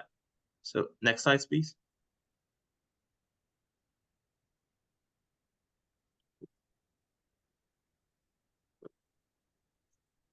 Next slide, please. But is it? Oh. Yeah, I think I had pictures and stuff, but because of the foundation is not shown here. But let's continue. First, regarding the leasing process, we are the sole federal authority responsible for offshore leasing and permitting beyond state waters. So our job is to ensure that offshore wind development happens through a fair, transparent, and competitive auction process. So in December 2022, we held a competitive lease auction awarding 5 offshore wind leases off of California's coast, 3 in Morro Bay, covering a total of 376 square miles, and 2 in Humboldt Bay, covering 207 square miles. So the leasing process is pretty well structured. So first, we as an agency identify potential wind energy areas based on scientific research, environmental assessments, and stakeholder input. So after these areas are defined, we conduct further environmental impact studies under the guidelines of the National Environment Policy Act and other federal laws to assess potential risks and economic feasibility. So after completing these reviews, we conduct a competitive and transparent lease auction where we incorporate non-monetary factors, which means that the bidders have to include commitments to community benefits, workforce development, and environmental protections. Specifically, community benefits A good example would be developers have to invest in local workforce training, support small businesses, and so on and so forth. And workforce development include they have to show plans to hire locally trained workers and develop locally based supply chains. So although these winning bidders are awarded leases, they do not get approval for automatic construction. They have to go through additional environmental, engineering, and regulatory reviews before any offshore wind farms can be built. And BOEM retains full authority to approve, modify, or deny their construction plans. Next slide, please.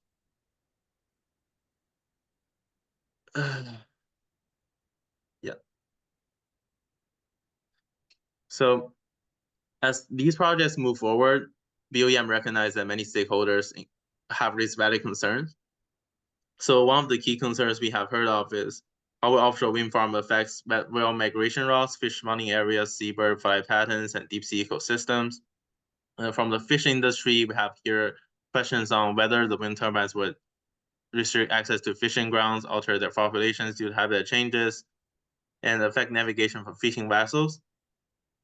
And people in the commercial and recreation fishing industries also worry about economic losses, displacement, and new safety risks.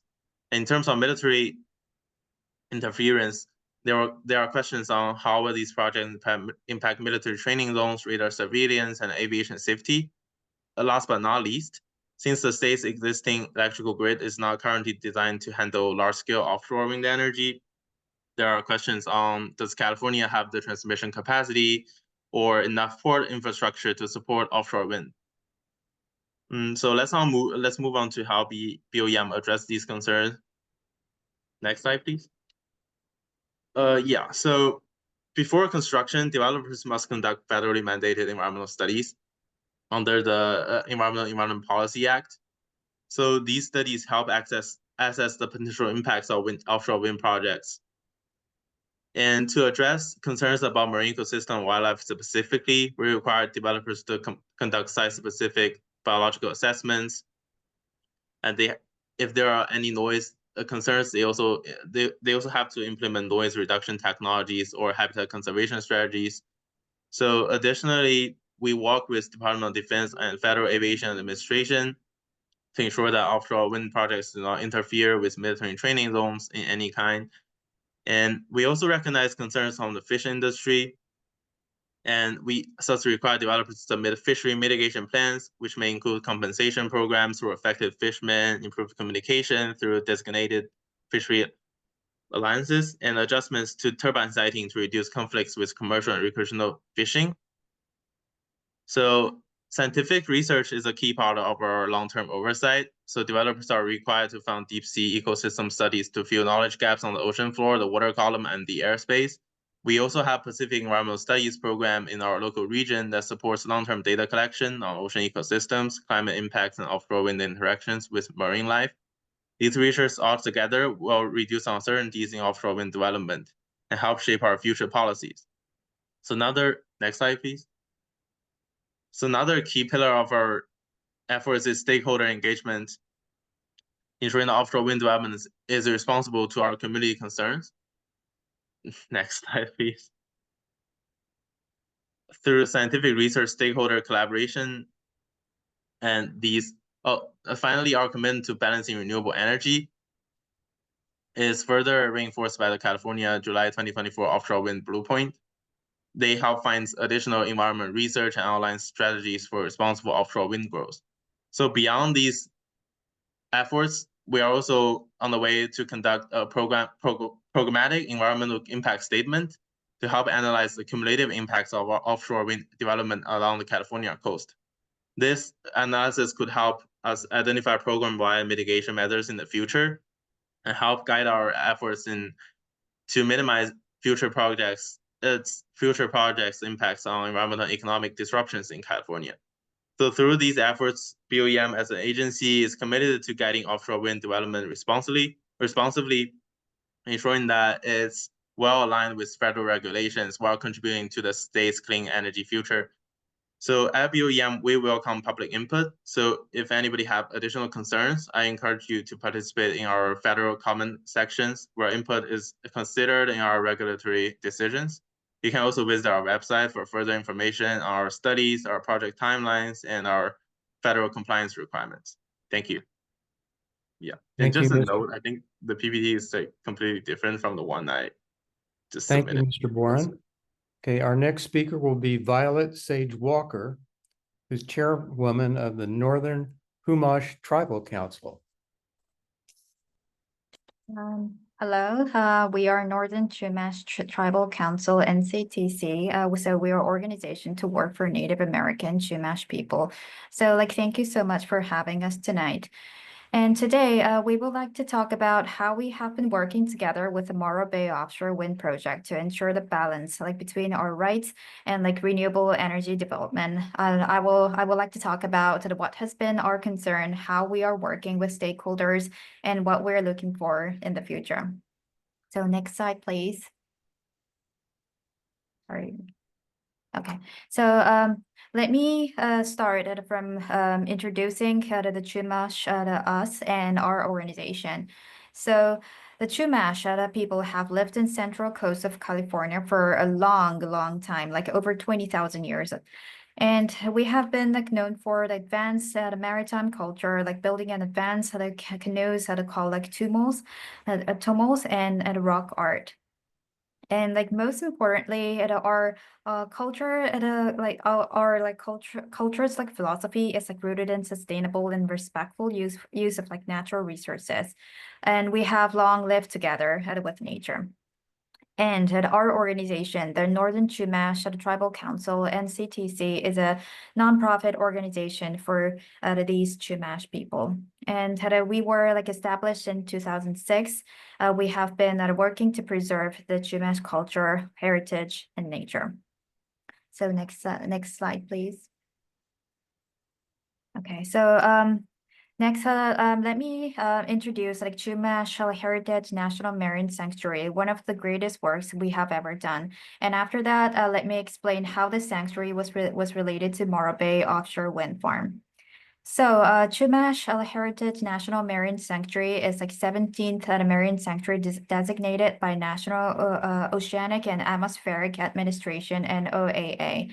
And it is located in central coast of California, here with a white star sign in the upper map.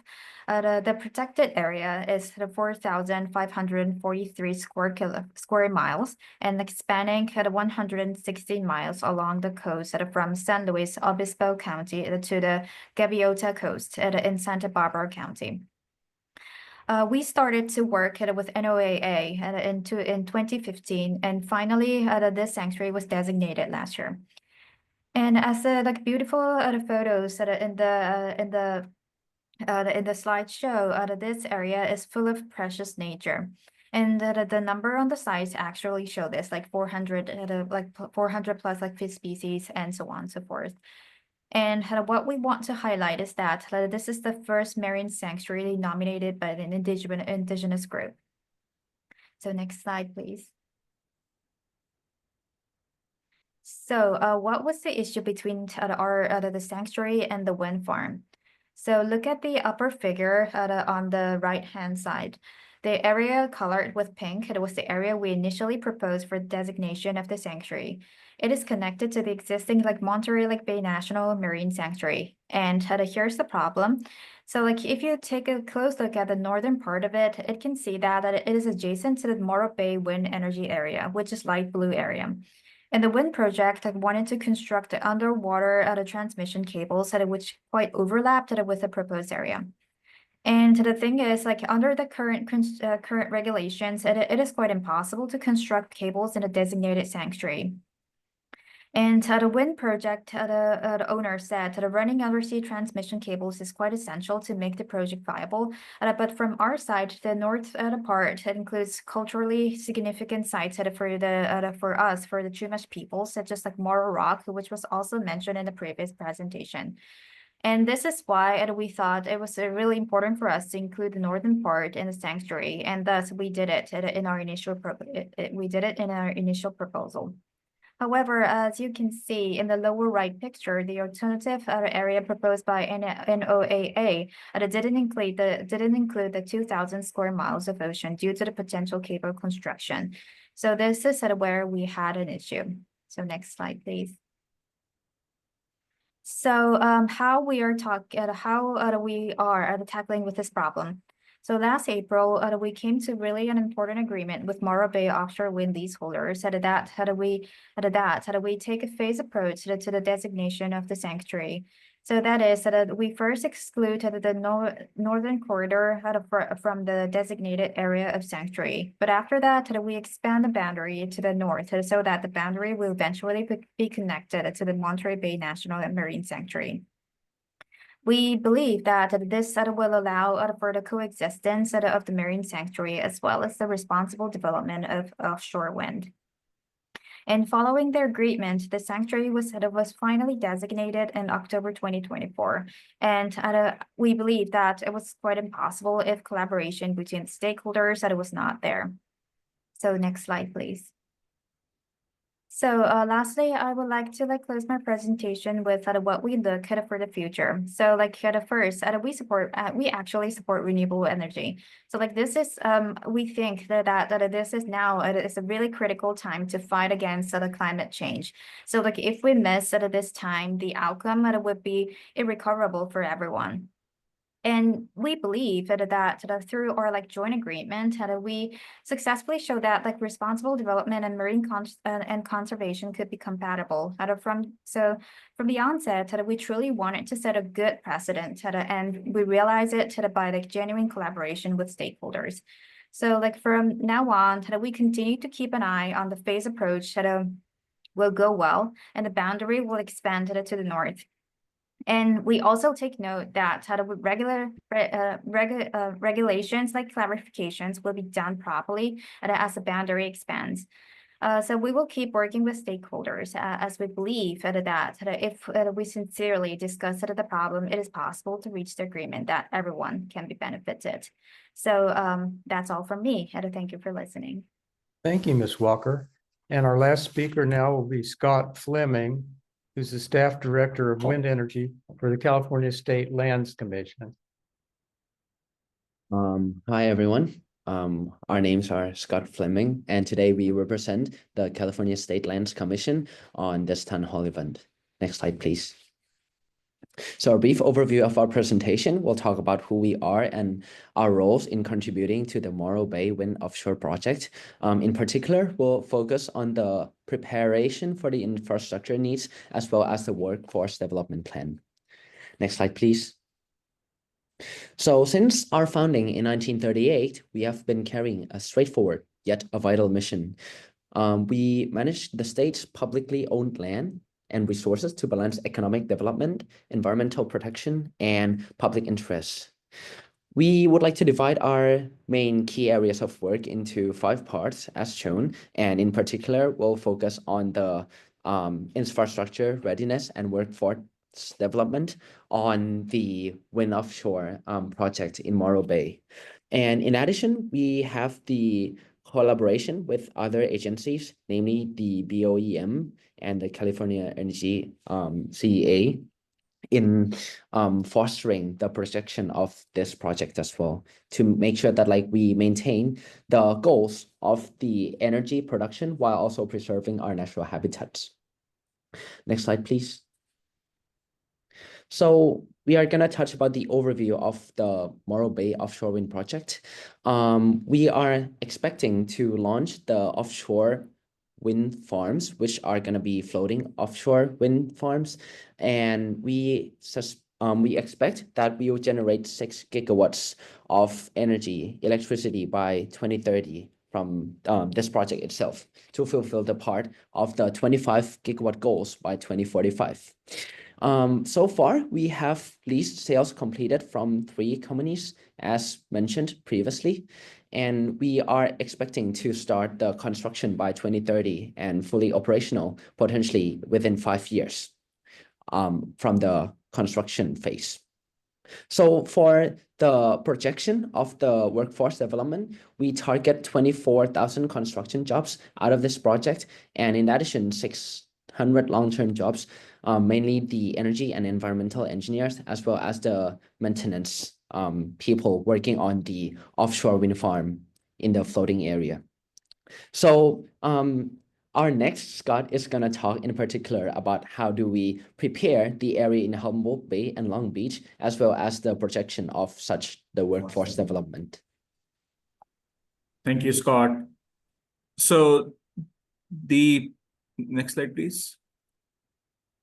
Yes, so the Port Readiness Plan, AB 525 plan, was developed in partnership with State Lands Commission and was released in July of 2023.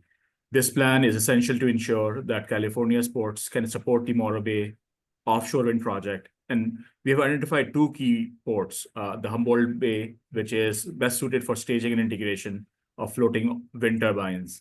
But this requires upgrades such as deck reinforcement and heavy lift capacity. And the Port of Long Beach, which has strong logistics, but needs infrastructure improvements to serve as a manufacturing and fabrication hub. To make this reality, we need critical infrastructure updates, as has been discussed previously as well. This includes heavy lift capacity to handle turbine components, deep water access for large vessels, expanded storage and assembly areas, grid connection updates, etc. But by investing in these improvements, we can position California as a leader in floating offshore wind technology, creating jobs for Californians and driving the clean energy transition. Next slide, please. So for this offshore wind fleet to be successful, we need strategic locations for both manufacturing and fabrication, as well as operations and maintenance. So on the left, you can see potential manufacturing and fabrication sites. These will produce and assemble key components for offshore wind turbines. These sites include major ports such as Oakland, Richmond, San Francisco, and Long Beach, and all of which have existing infrastructure, but can be upgraded for offshore wind development. And on the right, we have these O&M sites, which will be responsible for serving and servicing, managing offshore wind farms throughout their life cycle. So these locations include Crescent Bay, Crescent City, Humboldt, Morro Bay, and Alameda. And these are positioned to provide long-term support for offshore wind operations. By strategically utilizing these ports, we can build a strong supply chain, reduce costs, and ensure that we have efficient maintenance and deployment of offshore wind infrastructure. Next slide, please. The Workforce Development Plan was released in June 2023. This is critical to ensure that we have the skilled labor force needed to support offshore wind energy. And we are focusing on 4 workforce sectors: construction and assembly, operations and maintenance, engineering and design, and manufacturing and fabrication. And these sectors will drive job creation, over 24,000 construction jobs, and more than 600 permanent roles in operations, logistics, and supply chain will be created. But to build this workforce, we need to have partners. We are partnering with community colleges, trade schools, and union apprenticeship programs to provide critical technical training in high demand skills, such as welding, turbine maintenance, and offshore safety. By investing in education and job training of our citizens, we are building a strong, clean energy workforce pipeline that will empower California and its offshore wind future. Next slide, please. California is at the forefront of the clean energy revolution, and floating offshore wind is a key part of that future. By making strategic investments today, we are not only advancing renewable energy, but also creating jobs, strengthening infrastructure, and protecting our environment. This is more than our project. This is a commitment to a cleaner, stronger, and more sustainable future for generations to come. Together, we are building the energy landscape of tomorrow. And to conclude, we want to thank Professor Warren Court and Kiran Pandey for this platform and for organizing this town hall. Thank you. Thank you, Mr. Fleming. Okay, we're at the end of the presentations. Now, we can take a few minutes for some discussion. If there's questions of the various participants or some discussion or comments people want to make, feel free. Maybe we'll take up to 15 minutes and then we'll have to call it an evening. So are there any questions or? Yeah, I'd like to jump in. I'd like to take a second to respond to some of the major concerns that were raised. This is not dissimilar to the experience I had when I was working with the DoD, and they had major concerns about this project, but we systematically alleviated all of those concerns, and I'm sure we can do that with this project as well. The first thing is the concern was raised about seeing the wind turbines from the coast. Now, I served in the Marines and in the Navy, and any good sailor and any good Marine can tell you that we are trained very, very highly, and the farthest that you can see is 10 miles. You cannot see something that is 20 miles out. It is not possible. So those who say, oh, they're so big, you're going to be able to see them, it's just not true. Second thing is concerns were raised about killing whales. I would like to see a single piece of evidence, a single piece of scientific published evidence that links wind turbines to killing whales. Norway is famous for its beautiful whale migrations. They have tons of wind turbines. There's no whale deaths. The California coast already has an enormous number of oil and gas platforms, all up and down our coast, inside those whale migratory paths. Are those not killing whales? Why would wind turbines kill more whales than oil and gas platforms? What's happened on the East Coast about whale deaths, you can look on NOAA's website. It's been very clear that those causes are unidentified. Nobody knows why that's happened. And it's not because of wind turbines. So when people spew mistruths about whale deaths being linked to wind turbines, unfortunately, it poisons the industry and it makes everybody think that it's happening. But it's just not true. And it's very important that people recognize that ultimately what's going to kill whales is climate change.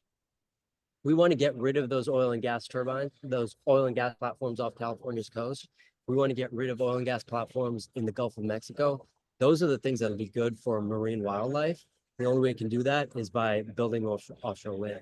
The third thing I just wanted to say was one of the homeowners, Joan, she spoke very eloquently about her concerns around traffic and her health concerns. And Joan, I think you're one of my constituents, so I totally understand that that's a major concern. I think it's very important that everybody understand that the site from which we are going to launch these offshore wind boats has not been selected yet. So the most likely location is actually going to be the Port of Long Beach. So it's not necessarily the case that Morro Bay has to experience traffic. There's lots of communities up and down the California coast that are going to want these jobs. If Morro Bay specifically doesn't want the jobs, that's okay. We can still build the project, but focus on having most of the construction and the shipbuilding and the ship launches occur from a different location. But that's a decision for the community to look at. So I just wanted to address those things quickly. Thanks. Thank you. Other comments?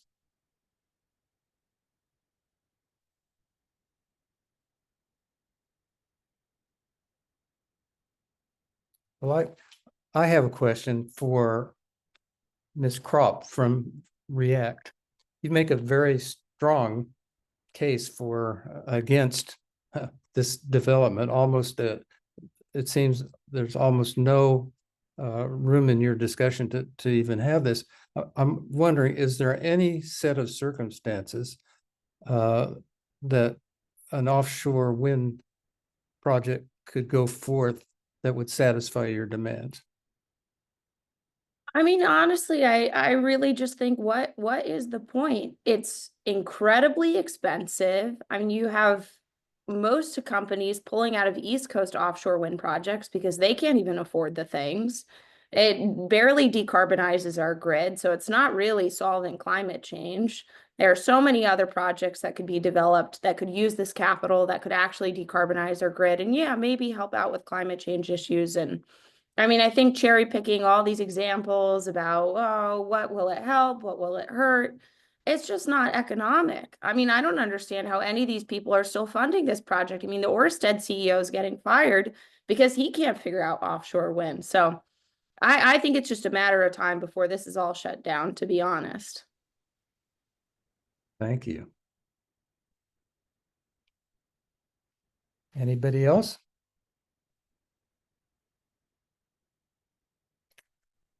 Well, let me just say my takeaway from tonight's discussion was that I hope that some of the concerns, or the concerns of some of you, have been alleviated by the discussion, and to the extent that there isn't, I would urge the developers and local officials and regulators to do all they can to mitigate the concerns of the constituents. And let me just say, on a undramatic perspective, I'm not surprised at what a great job you students did tonight. I knew you would, but you have far exceeded my expectations. So I just want to congratulate all of you on a job well done, good research, great presentations, and I hope that you got something out of this, that this will be helpful to you in your academic pursuits and in your vocations. So I think maybe we'll end it. It's been a long night, and we all have things to do tonight, so we'll see you in class on Friday. Thank you, everybody. Warren, there's a question from the audience by Adam Stern. Okay. Hi, Professor. This is Adam Stern. I'm with the thank you, Adam. group. Yes. I'm with the business group Offshore Wind California, and I just want to echo what you said, that I've been in this field of offshore wind for 6 years. I was so impressed with the range of comments and the thoroughness with which all the students prepared.